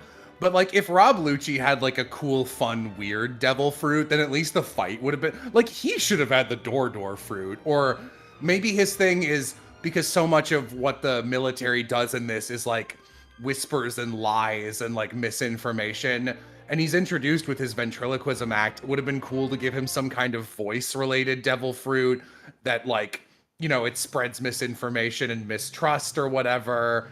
I don't know, just anything that, like, maybe he can use that along with Tempest Kick, and he's got like wind cutting abilities, because that would be antithetical to Luffy because he's weak to that. You get the idea. It's just I just think, like, Rob Lucci's fight isn't even fun to watch physically, which is kind of unique for Like, and him being a jaguar has no. It's not important. He's fast. He was fast without it. That's No, you don't get it. Kit. Now he's super fast, Bo. He's super. You don't get it. He's faster than fast, man. I'm Rob Lucci. I'm Rob Lucci. There's so many bad moments where it's just like, here I go. I've really hit you before, but now I'm gonna hit you with my super hit. Super finger hit, and Luffy gets hit. And then he just gets back up. And it's like, what's the point of any of this? The only moment of that fight that's any good at all is when Luffy punches him outside of the boring arena they're fighting in, and they're briefly on a boat, because at least the setting is interesting. The balls of Oda to have the Rob Lucci fight after probably a very fun and interesting zone user fight with fucking Kaku, where Kaku's just like, this is my first time turning into a giraffe, let's see what I can fucking do. Kaku's fight is so funny. Yeah, we're just like making fucking move names on the fly. It's like pasta maker, and it's like, what the fuck are you doing? I love Kaku. Oh, yeah, also this, Lucci is a predator but needs a reason to kill. The other thing was like, I'm Rob Lucci, and he's like, the reason I joined the military, so I can get a license to kill and kill people. I'm Rob Lucci. Also, if my entire motivation is killing people, man, it's a shame that I don't live in the golden age of piracy where it's very easy to become a pirate and go around and kill people constantly for no reason. Here's our cool, badass story about how there was like an island in danger and the world government thought it'd be funny to send like a 15-year-old to kill 500 people. Yeah. He's cool. I'm Rob Lucci. Bro, dude, I think he's Rob Lucci. Oh my god. The big twist is that, you know how like we looked at Vivi and Miss Golden Week and they were both supposed to be 16 before Oda forgot and looked at her and was like, she's probably like 8 for a couple that kept coming up for me with the Miss Golden Week cover stories. I was like, she's shrinking.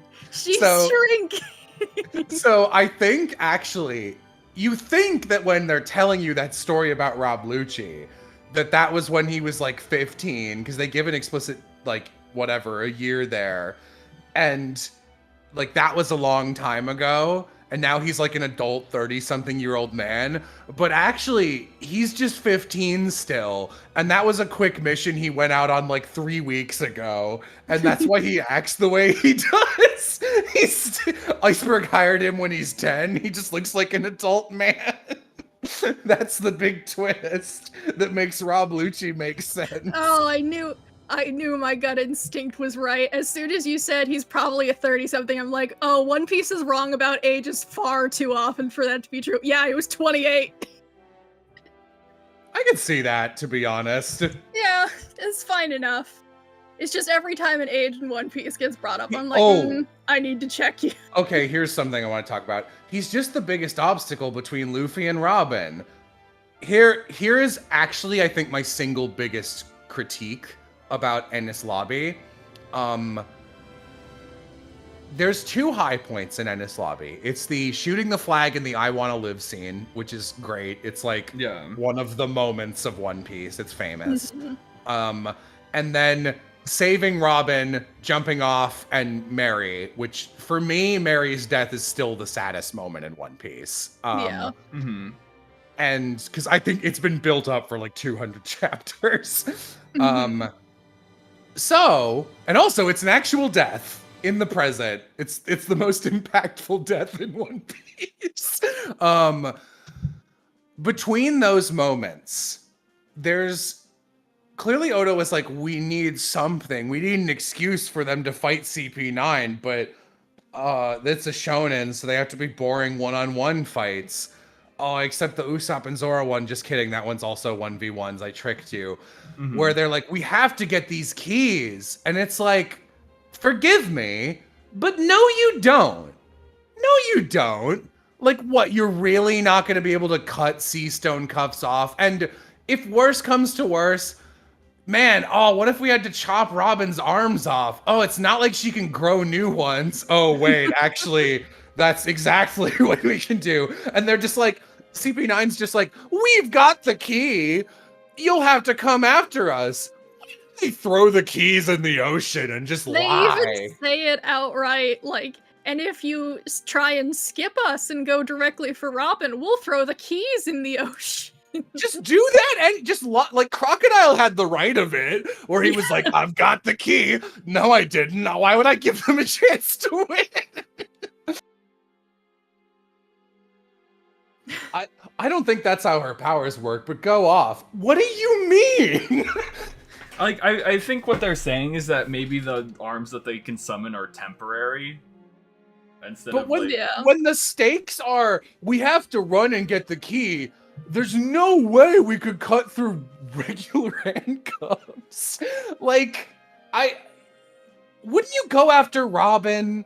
It's just a dumb idea to run after the key, people. I just thought it was such a stupid, like, we need an excuse. And it's like, you could have just set CP9 out immediately and had that be the first half of them fighting, which so much, like, Oda always does this thing where it's like, we have to keep out. Okay, no, this is actually huge. So you remember at the end of Alabasta how it was like chapters of this fight all the way through, then like chapters of like the Mr. 2 fight, then chapters of the Mr. 1 fight or whatever, and they were not interspersed. It was 1 and then 2 and then 3 or whatever. Yeah. They were separate. Mm-hmm. From here on out, Oda starts to flip-flop and change shots between different fights. It is immediately much worse, and I hate it forever. It repeatedly kills all sense of momentum and scale and pacing, because the only way that would work is if all the fights are good, which they never are again. And instead it's just like, and he doesn't just do it with fights. It's like, we're running all over the island. And it's like, we split Frankie's sisters up and they're each going to one side. And it's like, Oda, buddy, guess what? You can just say they're doing that. And then in like 12 chapters, just have the bridge go down and they're back. We don't need executioners. We don't need this 3-headed judge guy. We don't need any of that. You can just be like, they're going. And then later, they did it because you set it up and paid it off. It's fine. I believe you. I believe they could make it. And then it's, in CP9, it's cutting between all these fights. And it's like, why are you doing this? Because. For real. And then setting it up in the whole thing of like, oh, Kaku did this big attack and it cut the tower in half. And I remember you pointing it out of like, it's such an Oda move to have them fighting on a tower that's literally been sliced in half and is falling apart and have that not be the focus. Yeah. And then I realized partway through that later, it wasn't falling apart. It literally was sliced, slid a bit apart, and then stayed like that until someone shot a cannon at it later. And I was like, oh, that's stupid and sucks. And then I was like, but I guess there's no more fights up there. And then they very explicitly show that Khalifa's fight is up there. And I was like, bro, you created this cool battle arena. And it's like, no, I'm not going to use that. Anyway, here's Rob Lucci's fight with Luffy. It's in an open room with nothing in it and no interesting things to interact with. I'm Rob Lucci. It was so weird too, because literally the page before, I had to go back between the pages for this. Literally the page before it, Lucci was in a dark, long underground hallway with Spandam and Robin. And they're like mid-conversation, he's talking about something, and then I flip the page and he's in an open room. Yeah. That's his secret teleport ability. Also, a couple people in chat are mentioning that it's like, well, the Sea Stone handcuffs around Robin are as hard as diamonds. Like, they gotta shape them somehow, guys. You really think that no one at Water 7 has something in a shipbuilding yard that, like, someone's gotta be able to cut those off? Like, man. Especially because marine ships are specifically stated to be coated with sea stone at the bottom. And they're getting their ships from Water 7. So they've got sea stone to cut. Like, it's just, it's just dumb. Like, I know it's just there to give an excuse for another round of fights, and it's just dumb. It's not a good enough reason. Yeah. Vegapunk trade secrets, man.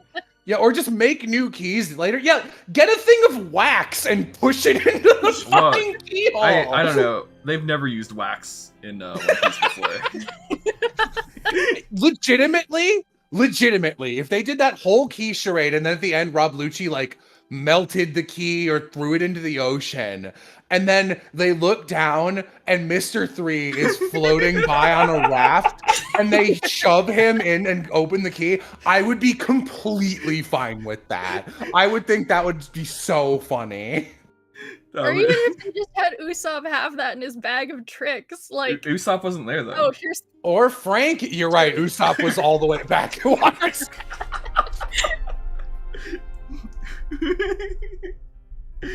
Oh god, I love that joke so much. No, you wouldn't, Jello? Yes, I would. That would be so funny. That's such a good. To me, that's such a fucking good joke. God, I have in my screen caps. I just see the 3-headed Baskerville, and that with just the caption, ugh, and then the courthouse dog unit, which is captioned, ugh.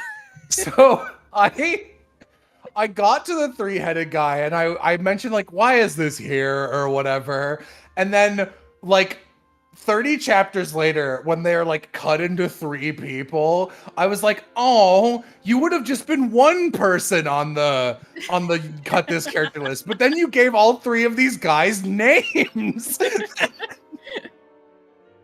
Oh, dude, that's one thing I was gonna mention. I was ordering food for a bit, so I was like out of it. But I love Chopper's transformation from Monster Point. I love that. I love Chopper's like fucking crazy devil fruit monster transformation, and I wish more devil fruit users would go berserk like that. I think that would be a very interesting thing to show the dangers of devil fruit and how like, because I don't know, it's like devil fruit right now in the series, I don't know how like what it becomes. It's just like, it's like devil fruits are a thing. You have demons inside of you, which shows up at the end when Blackbeard fucking slurps shit, you know, like. But like, it's just like, other than that, it's like, yeah, it's the demon inside going ape shit. And I'm like, that is so cool to me. Yeah, I think the reason Bo and I haven't commented on it is they don't do anything with it ever. Sorry. No. Yeah. It's such a shame too, with them setting up the little cute little moment with Chopper and Frankie where he's looking at the things happening to Frankie and it's like, stop looking at me with the I want to experiment with this face. And I'm like, thinking about it, it's weird that Chopper never offers to like experiment with the Rumble Ball with anyone, because that would be interesting. Dude. It's devil fruit steroids. What do you guys? That would actually be great. Like Chopper in a support role during fights, where he's like in the fight, but only kind of. Yeah. Sorry. What did it catch anyone else? Not off guard, but just kind of catch your ear or your brain when during the Frankie flashback? Because I didn't remember it. I was like, I know he gets hit by the train, and then the frog kind of mirrors him. How does he become a cyborg? I don't remember. And I didn't remember because he gets hit by the train and then washes up on a junk boat. And then he says, anyway, I made myself into a cyborg. Yeah. And then that's all you get. And I genuinely don't have, this is not a rhetorical question so I can answer, because I don't think I have an answer. Does that bother you guys? That he just was like, yeah, and then I made myself a cyborg? It's no, like, not really. It's One Piece enough. It's like One Piece enough, you know? I think I would have enjoyed something a little bit more, right? Yeah. But like, I don't know. I for me personally, if this was my thing, there would be no place for it, because I think it's a little it's a little too silly for One Piece, in my opinion, right? Like being a cyborg that runs off of cola specifically, that has like all these like little silly like things. I'm like, to me, it's like too jokey and goofy, especially with like later what Frankie does with like mechs and all this other stuff. I'm like, I don't know, man. It feels very, yeah. If anything, that moment just gave me the feeling of like, oh, so the things you do are fix the ship and build weapons, both of which are Usopp's things. And also, you were near death and put yourself back together, which should be Chopper's thing, but isn't. I just made me want to pitch the idea of, what if Frankie was the Doctor instead? The reason I'm like, because people are like, well, that's why he has no cyborg parts on his back, because he can't reach it. I'm like, that's not really my problem with it. Yeah. I don't know, like, I was expecting it to be like, I washed up, and there was a crazy doctor who, like, helped me enough with some junk to put me back together, which I did that part. But he's just like, I was on a derelict boat that was covered in, like, rust and garbage, and I put myself back together, and I'm like, this is like, I didn't even need this to be more than one panel of explanation, and yet even this I don't think is enough for me. Someone says, like, imagine if he met Vegapunk. That's all it needed, and it didn't. You didn't even need to be like. Even if it wasn't Vegapunk, if it was just a random scientist, how cool would it be? How cool would a Frankie's storyline have been if it was freshly traumatized Frankie, doesn't want anything to do with weapons anymore, he is too damaged to fight back against someone turning him into a fucked up cyborg weapon monster. Yeah. And that'd be fucked up. Like, it would be fucked up and he'd have to deal with it. And he'd be a character, damn it. Yeah. Like, yeah, but yeah, it's just like, yeah, he's a cyborg. That's a thing that happens. Like, God, what is it? Other than that, like, I don't know. I think it led to some funny gags where it's just like, it's time for my most invulnerable thing, where he lays his back down on the train, and it's like, well, that's a good gag. Like, I don't mind him being a cyborg. Yeah, I wish there was a little bit more to chew on. Yeah, instead of just happening. Yeah, it's very. I guess my reasoning is like, this is normally the place where Oda puts a little seed of a future thing or like a piece of world building. Yeah, it's just a little strange. Like, we've learned in the most recent arc that Vegapunk and Caesar used to be part of, like, you know, a club of inventors, and there's at least one other one who kind of just comes out of nowhere. Maybe that character could have done it or something. I don't know if they honestly were ever in the plans, but you know, we can't have a club with just two people. Yeah, the third one. They could. I totally believe Vegapunk and Caesar would have made a club of two people and then hated the hell out of each. Yeah, like, so like, I'm just gonna say this though, like, people always throw this at us where it's just like, I don't think you like One Piece. And it's just like, no, we enjoy One Piece a lot, actually. Right now, I'm having a lot of fun, but liking something and wanting something to be better doesn't mean you don't enjoy something, right? Mm-hmm. You know what I'm saying? Like, yeah, there's so much potential and all this other stuff where it's just like, I could be like, yeah, I like One Piece, but I could love One Piece so much, right? Like, there are moments where reading One Piece is like genuinely, it's like one of the most fun manga to read. Like, for me, it's the moments in between arcs where a lot of really important shit happens really fast. Yeah. And it's the start of the new arc right after that, where like when I watched One Piece, I mentioned this before. Yeah. The first opening is so fun, and the second is so much worse that I would watch like 5 more episodes than intended for a sitting, because I'd go, finished an episode. I kind of want to listen to the opening again. And I'd keep going, and the manga's like that for me, because it's like, finished an arc, okay. Oh, but they're like going to Fishman Island next or whatever. Oh, this looks so exciting. Oh, but I have to stop reading. And like even after Skypiea, which exhausted me, I was like, oh, I want to keep going. Yeah. And there's nothing wrong with brainlessly watching and enjoying things. But one thing you have to realize is that us three right here are all creatives who do things and create a lot of things. So, like, it's in our nature to just kind of see the potential and see how to make things and see how we would do it ourselves, right? Like that, and I think that's part of what makes a lot of the stuff interesting in that kind of nature, you know? Yeah. Like, because honestly, if we were having a god-awful time, we wouldn't be here. I was talking to Jello about this book club beforehand, and I was like, after One Piece, if we get into something and it's so fucking awful, will we just stop midway through and be like, I don't want to read any more of this? And it's like, yeah, probably. But One Piece isn't that. Like, you know, and a lot of people say things like, oh man, you guys need to enjoy things. And it's like, don't you hear us talking about Kaku? We enjoy Kaku. we said at the start, like, yeah. I think Water 7 is like specifically Water 7, not Enies Lobby. I think Water 7 is the best One Piece ever gets. I read like all of it in one sitting, and I was like, this is fucking great. This is excellent. The stakes are so high. I'm so invested, and it just like the tension just builds and builds and builds because so much bad shit is happening right like one after another. Like shit gets stolen. Usopp leaves the crew. Iceberg gets shot. Robin is gone. Where is everyone? You can't find the crew members. The Aqua Laguna is coming. CP9 reveal. Everyone's trying to kill the Straw Hats. And it's just like, holy shit. And like, you really think they might actually lose in some aspects. Mm-hmm. Yeah. This is like the first part of One Piece where they're starting to hit a bit of a power cap.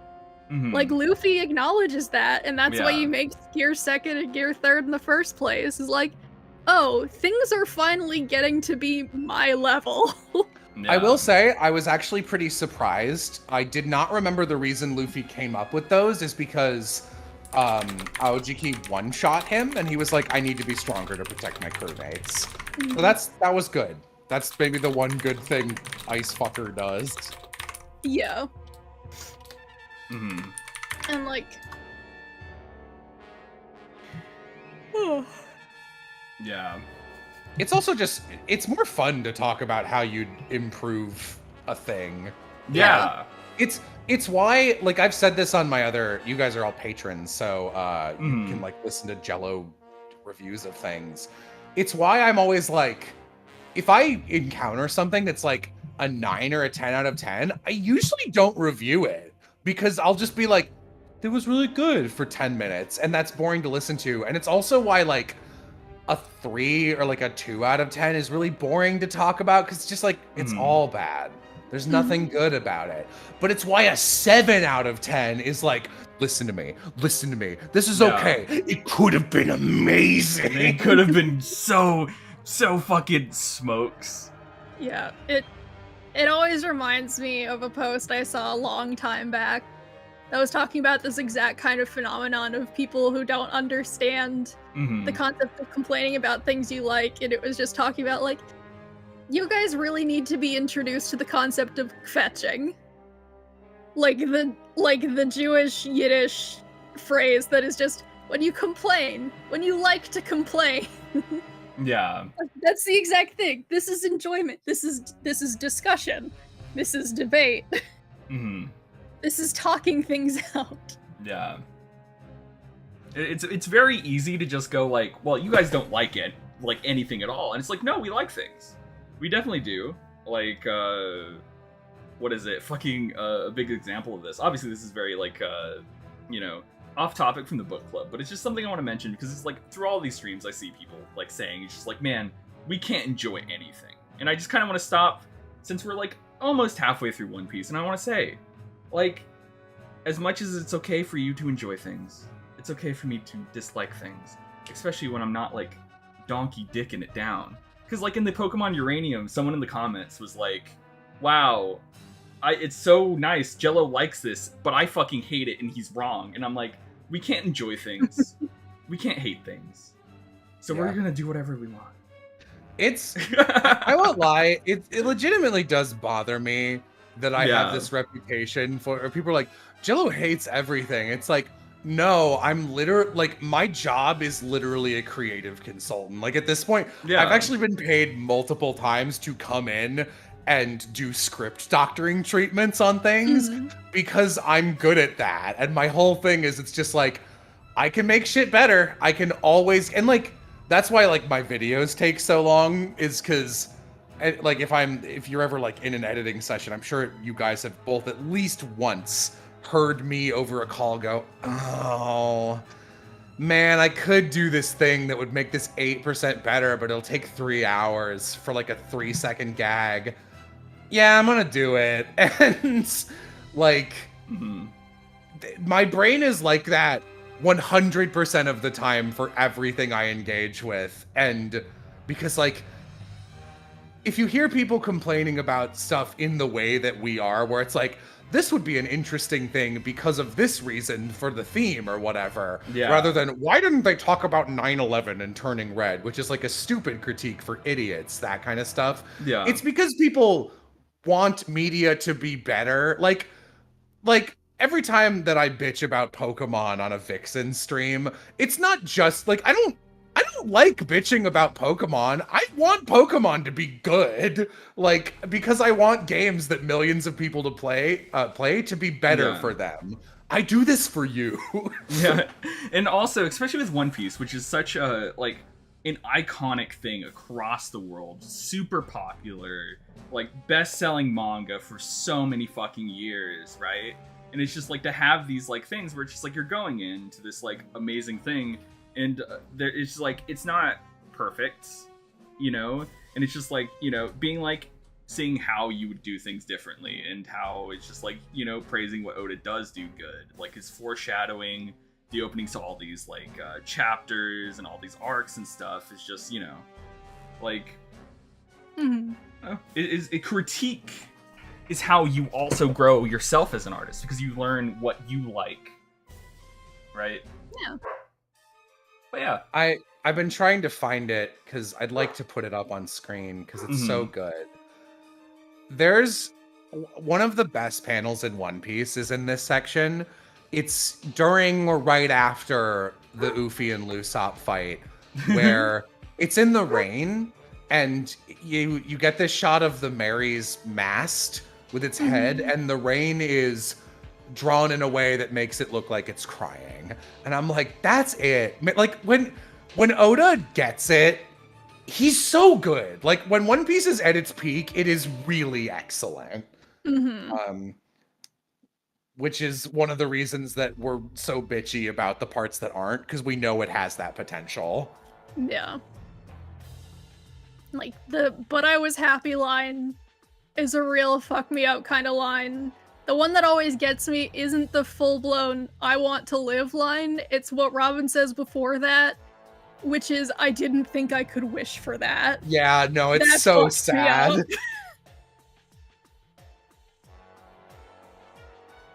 But yeah, like the one, like the high points of this, obviously, like all of Water 7 was pretty much a high point.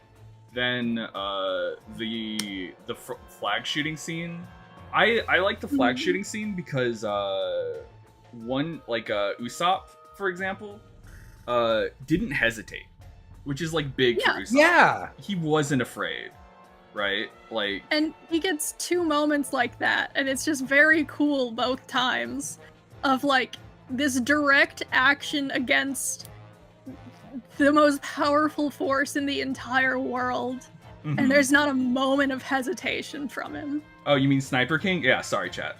Yeah. I mean, yeah, and you know, I called Oda Usopp. We call Sniper King Usopp. It's a common problem. Yeah, you know. It's the new 30 Kramer scenario. Everyone slowly becomes Usopp. Oh my god, if only. If only, dude, everyone's nose just I have 6,000 men working for me. Their names? Usopp! Usopp! Dude, Usopp! Do you think... I mean, you know the whole, like, Usopp, like, everything he says, like, becomes true.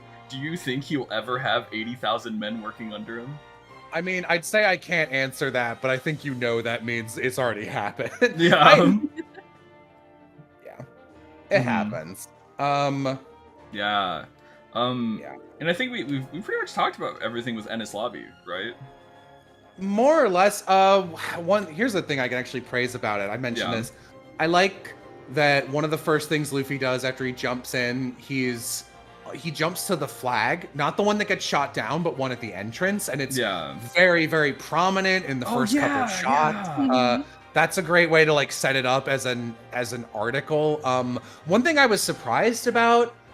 This is another moment of Usopp with the Giants. I love that he's given the explicit option to go to Elbaf to become a warrior of the sea. Like, it's not just, hey, you should come with us, or not, like, you're not gonna come with the rest of the Straw Hats. You have to wait here and figure out what you're doing by yourself. It's, oh yeah, we can just take you directly to the end of the Grand Line so you can accomplish your individual dream. And Usopp giving that up, like, that's kind of a penance he has to pay in addition to throwing his pride away. Also, we've complained so much about like stupid Sanji and Zoro and Luffy pride moments. It's really nice to see a character where pride is actually shown as a negative, like it should be, because it's bad with Usopp. That's a great moment.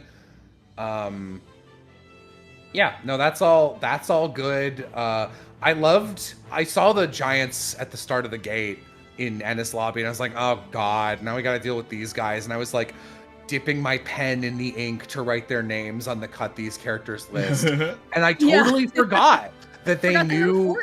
I forgot they knew the other guys. I forgot that Usopp like brings them in to the fold.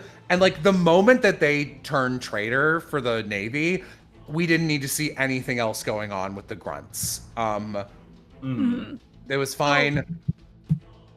Someone brings up, what about Bo's big wave theory? I forgot to mention it earlier. Yeah. Thank you for reminding us. This is a legitimate, actual One Piece theory that has not paid off. Do you have a screenshot of the thing? Here, one moment. I can pull it up. This is honestly fucking... So, with them mentioning repeatedly throughout the Aqua Laguna going on that, like, this isn't normal, this isn't, like, normally, like, it's been getting bad, but this is, like, over the top bad. This is way worse than anything we've had. That just gets my brain itching in, like, this has to be intentional in some way. This feels like Oda setting up something that is going to pay off way, way, way down the line. Yeah. And, my shot in the dark concept as to what it could be, and like things have secretly been fucking up worse than usual all along, has been like, what if like the moon was getting closer all along and no one noticed? Yeah, and it's fucking and up that the waves could set and up stuff. a big final fucking battle in space or something. I don't know.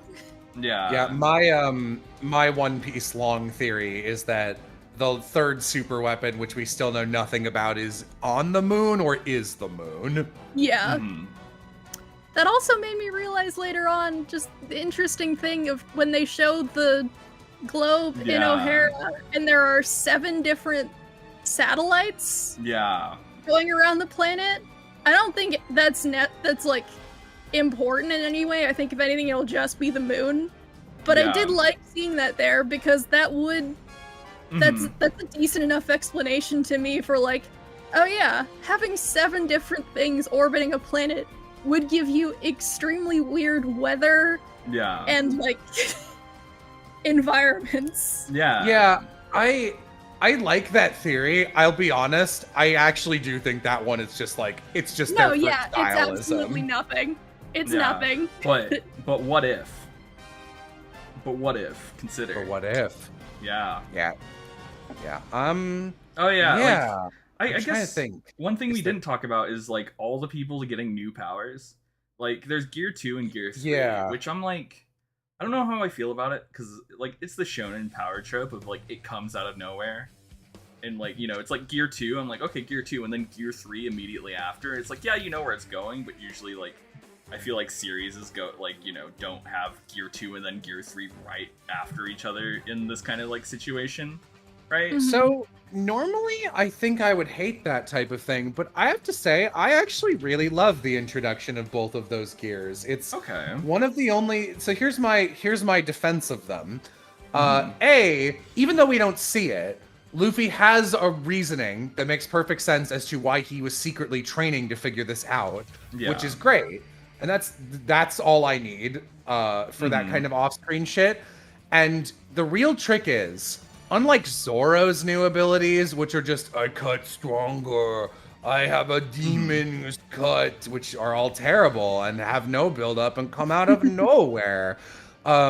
Luffy's new abilities are him figuring out new ways to use his power. Which also I'd like to point out is a thing Crocodile makes fun of him for. Yeah. Where he's like, I have seen all of your tricks, Straw Hat Boy. And like, Yeah. you know why I'm so strong? Devil Fruit users get really cocky because they think they've figured out their powers and they stop trying. I'm not like that. And Luffy, I don't know if he even internalized that, but Luffy being like, what else can I do? And the idea of Luffy going, I need to, I know, I'll get more oxygen to the rest of my body by using my legs as pumps and speeding up my blood flow because my heart can't burst because I'm made of rubber. I think that's insanely clever. Like, that's like one of those, like, in like Avatar and shit, when Avatar came out, they're like, aren't airbenders super strong because they can bend people's air out of their lungs? And you're just like, yeah, but like, shut up. Like, that's not interesting. It's like the same thing of like, when people are like, oh, well, if you're like an earthbender, technically your body's made of minerals, which are earth, so could you like rip out someone's bones? Like little kid, boring logic, which is no fun at all. I think this is a really good example of like a good one of those where it's like, yeah, technically you could do this. And also I want to point out that Korra, which sucks and I hate it so much, is like, let's actually do that because we're dark and scary. And it's like a cool moment, but in a way where I'm like, you got that from a fan forum argument. Yeah. This has come up several times in talking to people about making epithets too, is that making the most powerful epithet is not interesting. Using things in interesting ways is fun and good. It's like when people are like, oh, Molly can delete a summon by dumbing it down to nothing. Can she do that with people? And like, I make a joke about that, but like, no, she can't, because that would suck and be boring and make no sense. Like, that's not the point. It's more fun to be like, how can you make cool suit powers? Like, that's why One Piece is good when it's Usopp fights and Luffy being stupid. And then also like the door fruit or whatever the fuck, where it's just like Blue Note doing that shit. I'm like, wow, that's actually that's good. That fight, use. okay, that's the other thing. That's the reason I like Gear 2 and 3, because Luffy doesn't pull them out of nowhere, because he fights essentially a random jobber, because Blue Note doesn't matter. He fights a random jobber with cool powers, and he's like, I've got 2 tricks, and he says 2, and then at the end of the fight, he thinks Blue Note's still up, and he's like, damn, you're really tough. All right, here I go, Gear 3, and then he falls over. He's like, oh, great, I didn't have to do it. And then we see Luffy use Gear 3 off screen once, and he shows up, and you see the consequence of using Gear 3, which is that he gets small, which is kind of stupid, but like, I don't understand why that happens, but at least there is a consequence, which I like. And then he uses it against Rob Lucci, and that's good. I like that. And I like that both of them are new, clever ways to use his rubber powers. I don't think it's a spoiler to say there are more gears later on. And I don't think a lot of the fights involving Gear 4 are super interesting, but I think Gear 4 in itself is also a good extension of like rubber powers to the next level. And in a very roundabout way, I think Gear 5, I love Gear 5, but that one is the biggest spoiler, so I can't talk about that at all. But like, all of Luffy's powers are based around his wiggly wobbly rubberness, so it's very different from Zoro being like, new sword power. And I liked the mindset that Oda went to in coming into the series, because people have asked him, why did you make Luffy's power rubber? Why not give him like a cool power? And it's like, because this is the silliest option. Yeah. Like, that's his legitimate explanation, is like, because this one's like you can have the most fun with it. Yeah, and then another one that came up was Sanji's Firefoot, the Jamble, you know? The Jamble. The Jamble. Which came out, like, to me, came out of nowhere. I don't know, it's cool. People in chat do not like it, from what I've seen. I think it's okay. I think it's fine. The idea is basically, I think he's just using friction on his foot and kicking really fast to charge it, and it's fine. I like how it looks. It does come out of nowhere. Because this one does not have a "hey, I figured this out" moment. Yeah, we didn't have a defeated Sanji moment where he needed to light his foot on fire. You see, he was born in the jungle. Bo. Did I make that joke? I made a joke. Someone breathed fire. Like, there's a fire attack at some point, and I did make that joke in the chat. It's when I think it's when Frankie lights the things, the like blueprints on fire or something. Like, I can't remember, but yeah, I think you made some joke about something. It might have been about the foot fire, but yeah, it's like looking. He was born in the jungle and needed to light himself on fire in order to. Oh man. Yeah, I at least like I like Sanji's power in that it's unique looking and it has an effect on people, which is setting things on fire. I like it a lot more than Zoro's Ashura's Wrath, which is just sword. It's sword. Like, it's such a disappointment because like Kaku's power is frankly one of the best powers in One Piece, in that like it's the funniest, and he's like, I will do anything I can to use my giraffe powers, and Oda returns to this joke in Wano, like, and he really like, not with Kaku but with another Zoan character, and he brings it back and it's even funnier, but like just the time to do silly things animals cannot do, and Zoro like being like, this is not a thing giraffes can do. And yeah, him coming up with powers on the fly. So it's like honestly a little heartbreaking to see Zoro just like nothing happens to trigger this. Kaku's just like, what the? It looked like he had more arms for a second. It's like stupid. Which is dumb because they literally do it as like, oh, you only use 2 swords, and Kaku's like, actually it's 4. My body is a weapon. The gay tension between Kaku and Zoro. Yeah. It should have been 5 with his nose. And then having Zoro's solution be, oh, you have 4 swords, I'll have 9. Yeah. It's dumb. Yeah. I hate Zoro fights. My headcanon is, if Kaku was just in his human form, he would have won. Because he didn't know how to use his giraffe powers that well, so that's why he lost. Easy. That's very... I can see it, honestly. I pointed this out in chat, but I do want to point out that when Luffy fights Lucci and Zoro fights Kaku the first time in Iceberg's room, Kaku wins a sword fight against Zoro. Just throwing that out there. It happens. No one brings it up. I know, like, he technically doesn't, like, die or anything, but, like, no one dies in sword fights with Zoro. So I think getting flung to Kingdom Come is losing. And Zoro lost a sword fight. I'm just putting that on the table. Oh, yeah. Can also point out, Zoro... I vaguely remembered that Zoro lost a sword by Thriller Bark. He loses it in the weirdest way possible. Where some random marine comes in with his, like, rust powers and just kind of, like... I like it! Yeah. It's interesting. It was bizarre to see, because it is literally a single panel of an unnamed marine just comes up, grabs Zoro's sword, and dissolves it. It's this thing of, like, I didn't know which sword it was until there was, like, a 2-panel flashback of the guy being like, I'm gonna give you the sword for free, and I was like, oh, it's that one. Okay. But yeah, like, so I think... That guy... Sorry, I'm unpushed to talk so that I bounce more accurately, and I was pushing the wrong one. No. I like that the guy who has that, it's rust powers specifically, and I remember thinking he looked really cool in the anime, so I was like, maybe he shows up again later. No, he really just does show up to blow up Zoro's sword. Yeah, it was so weird. I actually saw a video earlier that mentioned him by name. His name is apparently Shu, and that made me like, oh, does he show up again later? No. Which is great, because at Marineford, you're like, oh man, if only Oda had a bunch of like minor characters he set up earlier in like cover stories at Ennis Lobby who could be fighting the guys they're fighting. And it's like, no, we made a bunch of new ones. Yeah.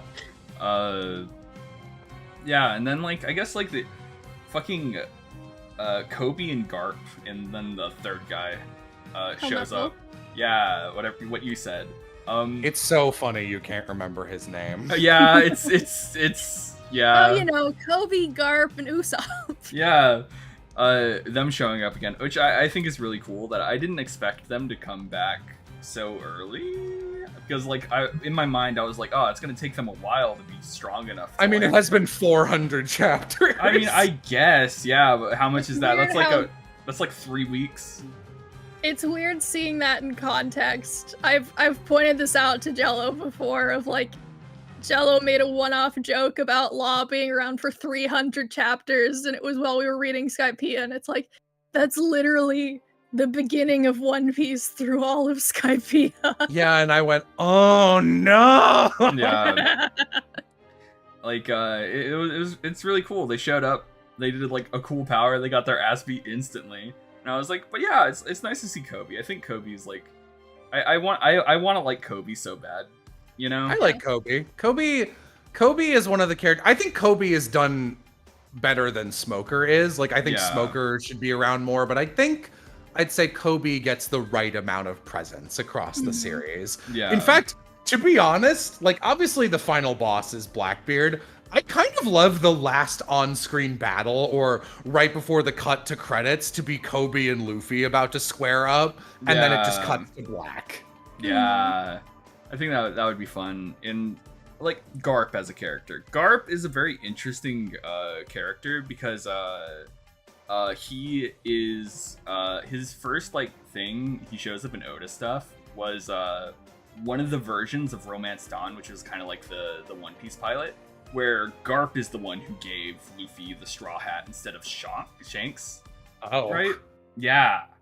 So Garp was like a thing strange. before, like, Garp wasn't just like some random like thing. Like, he was a pre-planned kind of character and stuff, which is interesting. But seeing him here and being like, you can see why Luffy is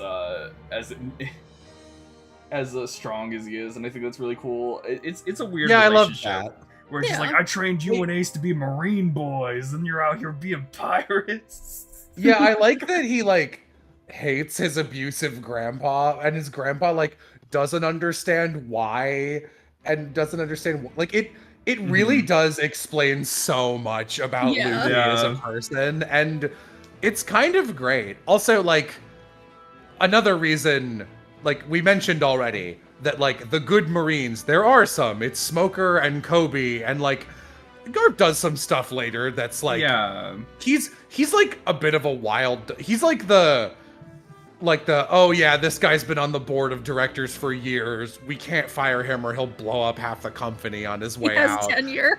He has tenure, because he's done, like, he's, like, fought Roger, like, face-to-face and shit. But, like, they're all better. Like, the reason... I'm sure we've made this clear, but, like, the reason that, like, Smoker and Garp work is because that the Marines are like, you're useful tools. We will never promote you beyond this point, because you have, like, you're not one of the guys. You're not one of the guys who are willing to blow up islands to save the world government, like, a bit of money or whatever. You're not one of the guys who's pro-ultimate violence. You know, like Sengoku.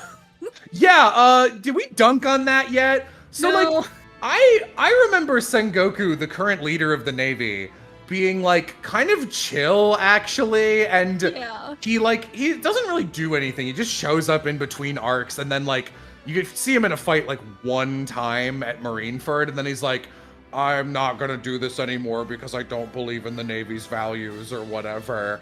And it's like, bro, my brother in Christ, you used the Buster Call. Yeah, he's explicitly stated to have been the one behind a Buster Call twice.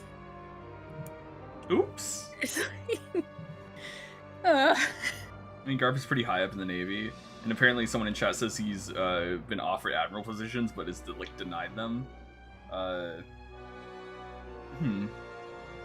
But yeah, like, but I don't know. Like, I don't know how strong Garp is yet, if that makes sense. He's very strong. I like that he doesn't have a devil fruit. He's just a dude. He's the guy who throws cannonballs. Those ones that are around like that. Yeah. It was almost interesting to me to see that this is where they revealed the dragon is Luffy's dad, because I had a false memory of him just being name dropped when he first shows up. Oh no, he's just a guy. Yeah. Oda mentions that once. He's very cheeky. Someone's like, when will we see Luffy's parents? And Oda's like, I already drew his dad. Good luck finding him. Bye. Yeah. It's very interesting. And then after the Garp stuff, it's pretty much it's Whitebeard and Shanks, where Shanks just shows up and then everyone passes out, and this is the first mention of Hockey. Yeah. Which hey guys, you want to check out my my ace count? It's done. Yeah. It's finished. There's no more ace until the ace storyline, if you want to call it that. Chat, how many panels Ace is in? And I'm counting the cover story. For the record, I've been so nice about this. If any part of Ace's body is in a panel, if he's an inch tall, then I counted it. I even like went back several pages where I was like, okay, where is he standing when I can see him? And then I went back and I was like, is there even like a mote of ink implying him there? Yes, there is. Okay, I'm counting that. All right, let me pull that up. We got an 82, 34, 80, 25, 100, 75, 81, 65, 46. Okay. Ace panel count is 147 panels plus 22 panels of cover story, which is a lot more than the last count, because I'd like to point out his singular scene with Blackbeard more than doubled his presence in the story. Yeah. And a lot of those, he's in 9 chapters. He's in 9 chapters up to this point. And like, I need to go back, and the character I want to compare him to is Hachi, the octopus guy, because he also gets a cover story, and he's like around in one arc, and he does come back before the end of this half of One Piece, as most of the cover story guys do, except Wapple, I think. And Swamp Boy, he never comes back, thank God. But yeah, no, he's like around for less than 1 chapter's worth of panels. I just want to keep that hanging in the air. Also, every time on the popularity poll, Kaku was above him. Oh my God, I cheered. Bless.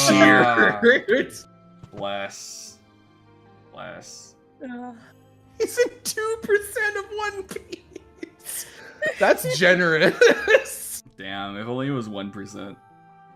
Oh yeah. Here, for the people who are asking for more train content, you get a new addition to the useless poison. Oh yeah.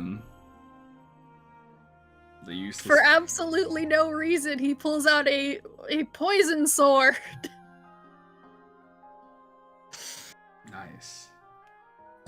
Oh yeah, that hit me with someone saying Ace is genuinely hot. 1, he still looks like a Rocket Power character to me. 2, that was the first thing that struck me with Blackbeard being like, you should join my crew. Just had a moment of like, oh, it'd be weird to have someone normal looking on Blackbeard's crew. Yup. So, you know how we were just talking about like, oh, it's cool to have like late game characters with no devil fruits. I'm hoping at the very least, because like Big Mom's crew and Kaido's crew, which are longtime arc villains, like most crews have a theme, even like the ones with devil fruit users, they're all like devil fruit themed. I hope to God that Shanks' entire crew never gets devil fruits, because like Blackbeard obviously does stuff later on, and most of his guys don't have devil fruits except like maybe Lafitte right now. And at like some point after the time skip, it was just like, here's Blackbeard's crew, which is a little bigger now. They like all of them have devil fruits now, and I was like, oh, that's so boring that they just all found one. It would have been. I like fights against normies. Give me more Mundy fights. Yeah. Yeah. I think the Ace versus Blackbeard fight is very cool because it's just like, I don't know, it sets up Blackbeard of like, yeah, the reason I killed that guy is because I've been studying devil fruit from the book that we have that shows all the devil fruits, and that's the one I joined the strongest pirates crew for to find this entire time. So Yeah. of course I'm gonna kill him and take that fruit. This has been my goal all along. And it's just like, yeah, I'm darkness, but I'm not like the most other Logia guys. My physical body stays, and I feel pain. One of the things I love in. that he feels extra pain from yeah. attack. Yeah.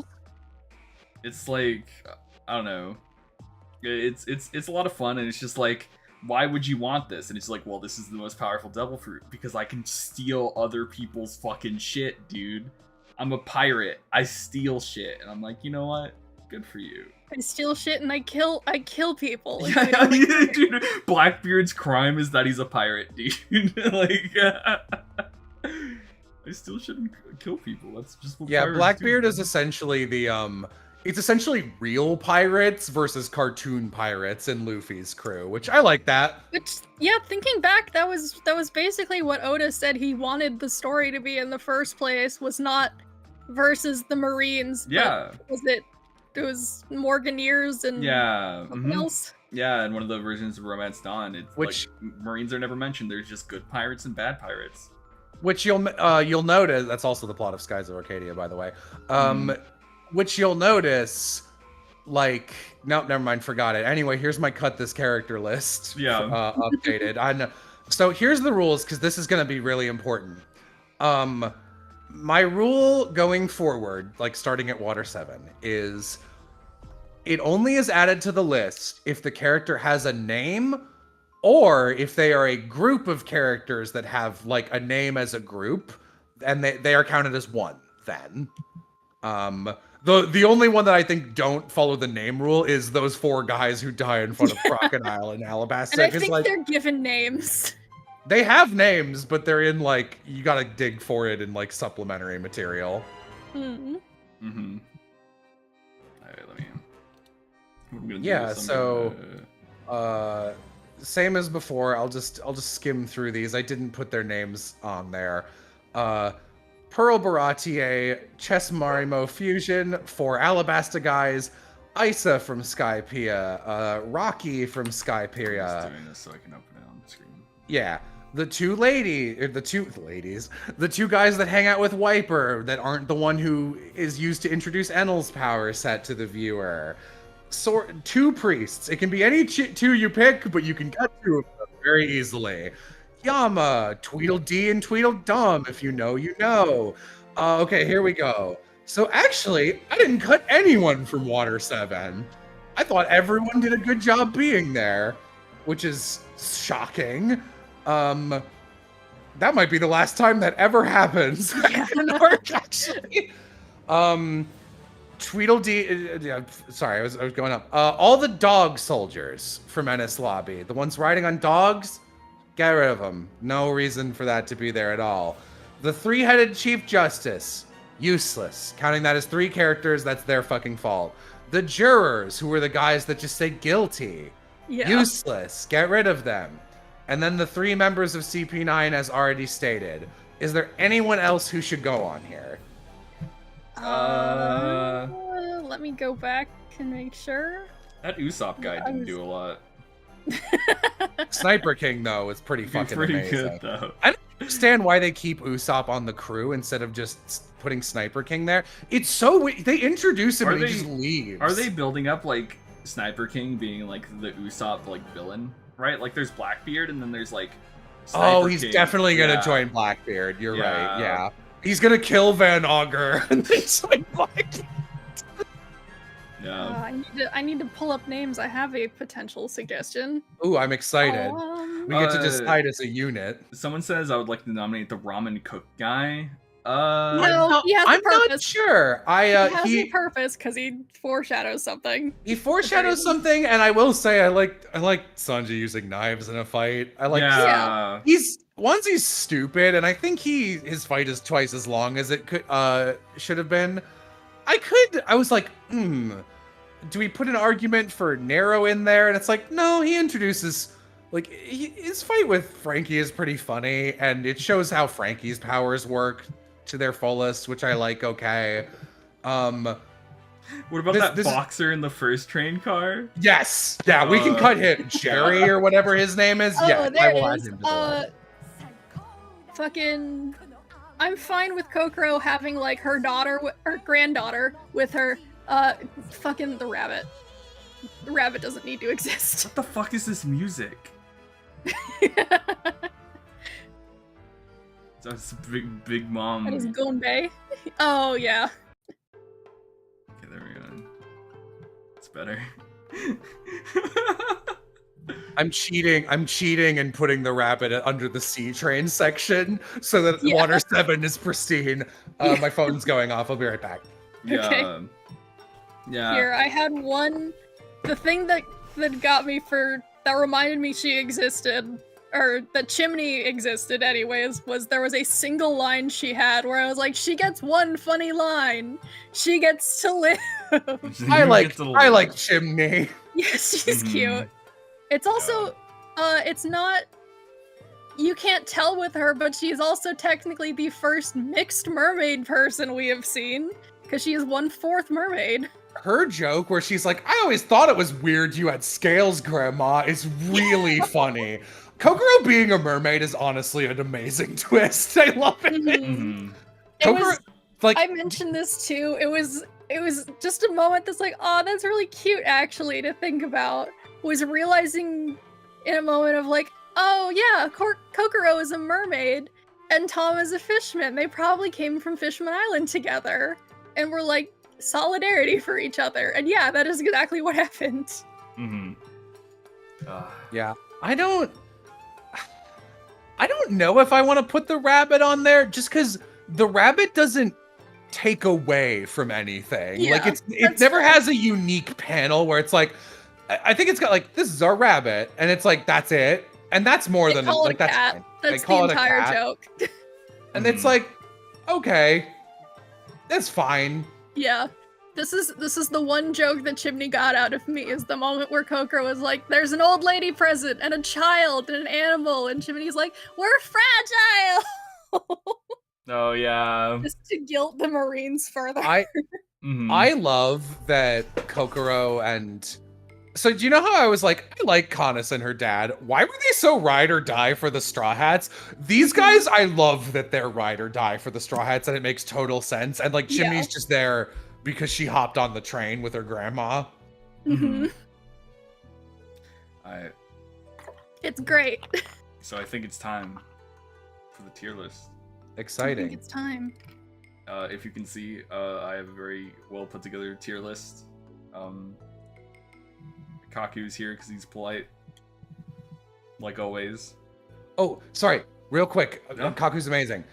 Do I put T-Bone on this list? Why is he there? Yeah, I guess. Yeah, you know what? Cut T-Bone. I don't really see, especially with the news that he just dies off screen like mid transition. I don't like.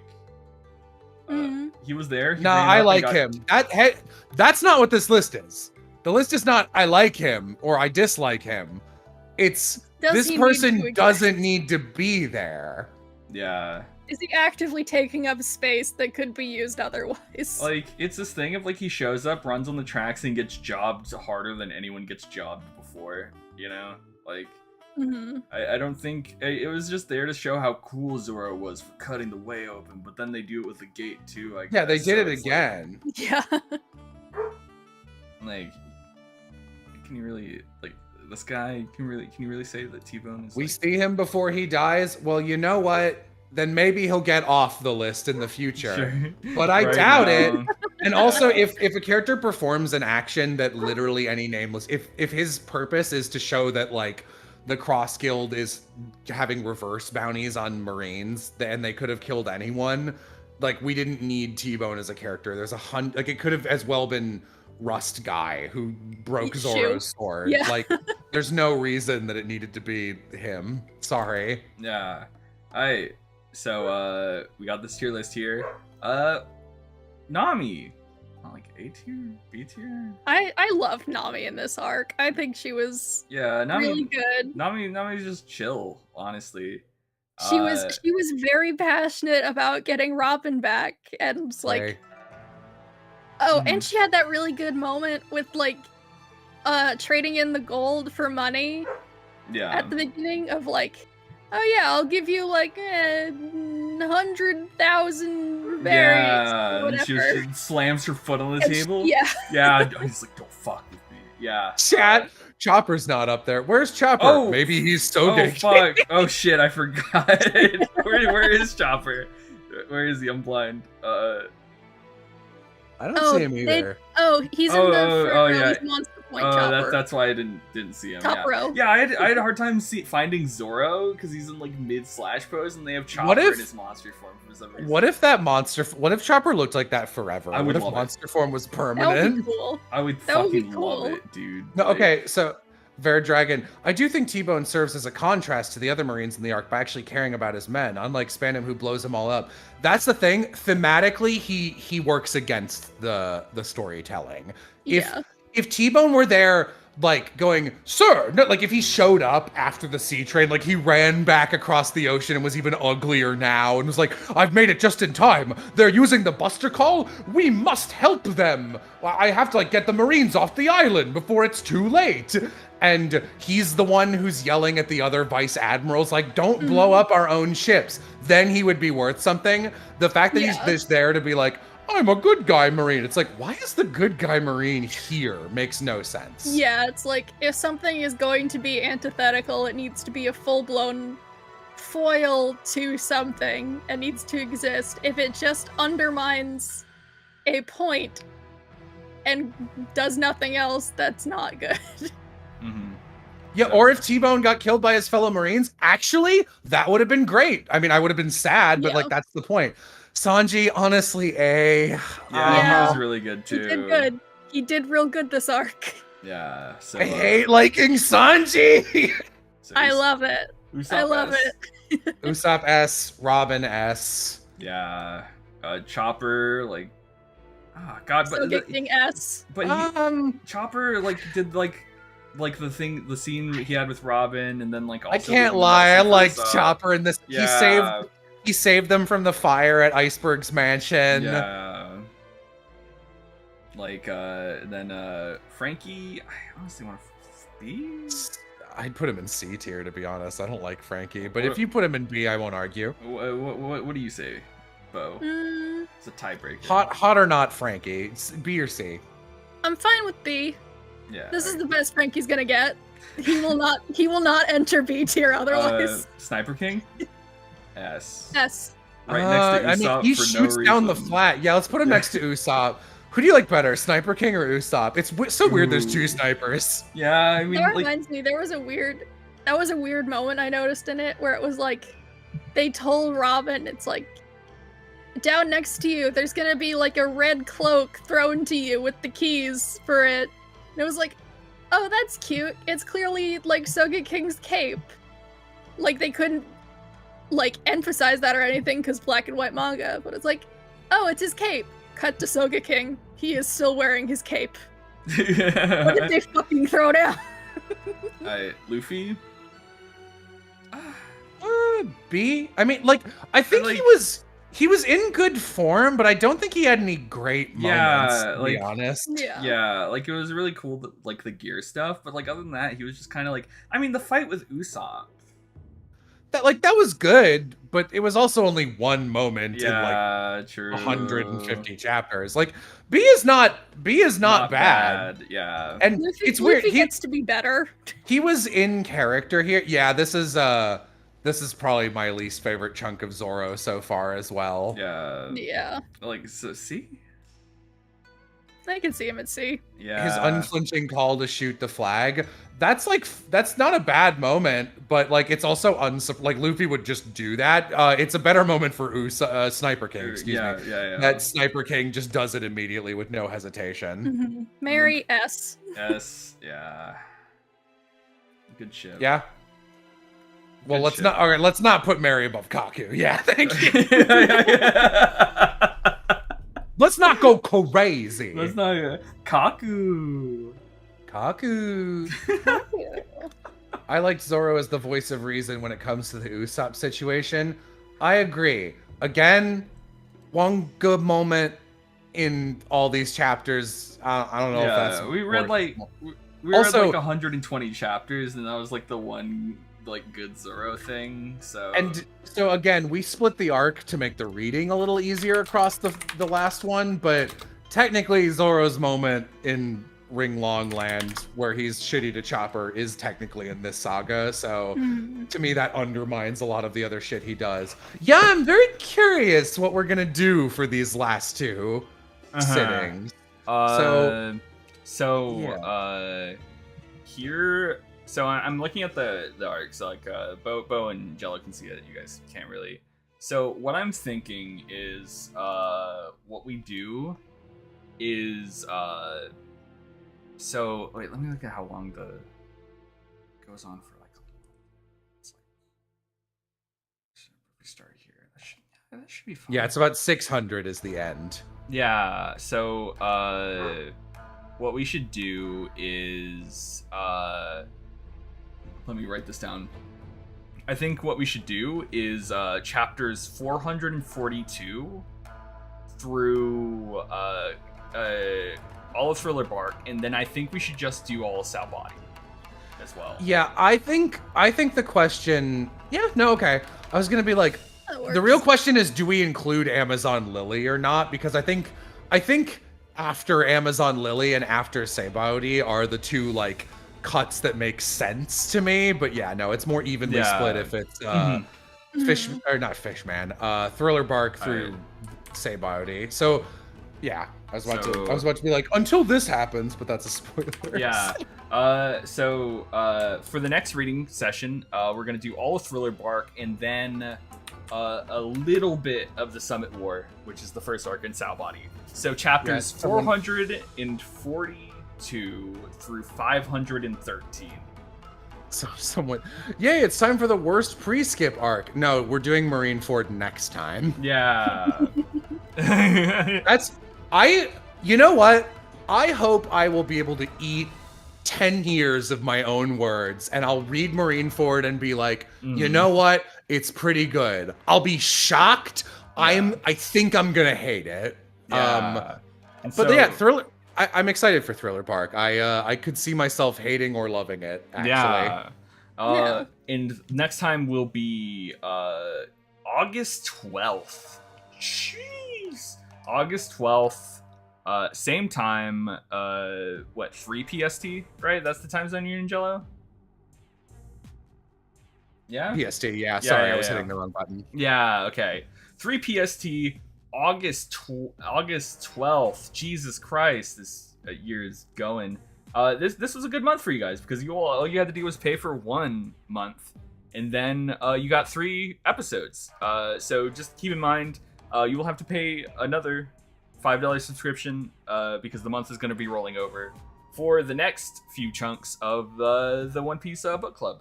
But that will be Thriller Bark, and then after that, fucking Summit War, and that will be that will be I'm saying like the next 2, like it's in like which will be all of like the pre-time skip of One Piece. So yeah, thank you all for coming. Thank you all for paying for the Patreon. Make sure to check out like the Lemonade review that Jello just posted on the Patreon as well, and all the other content along there. But yeah, other than that, anything else you guys want to say? Not really. Yeah. Bye. Bye.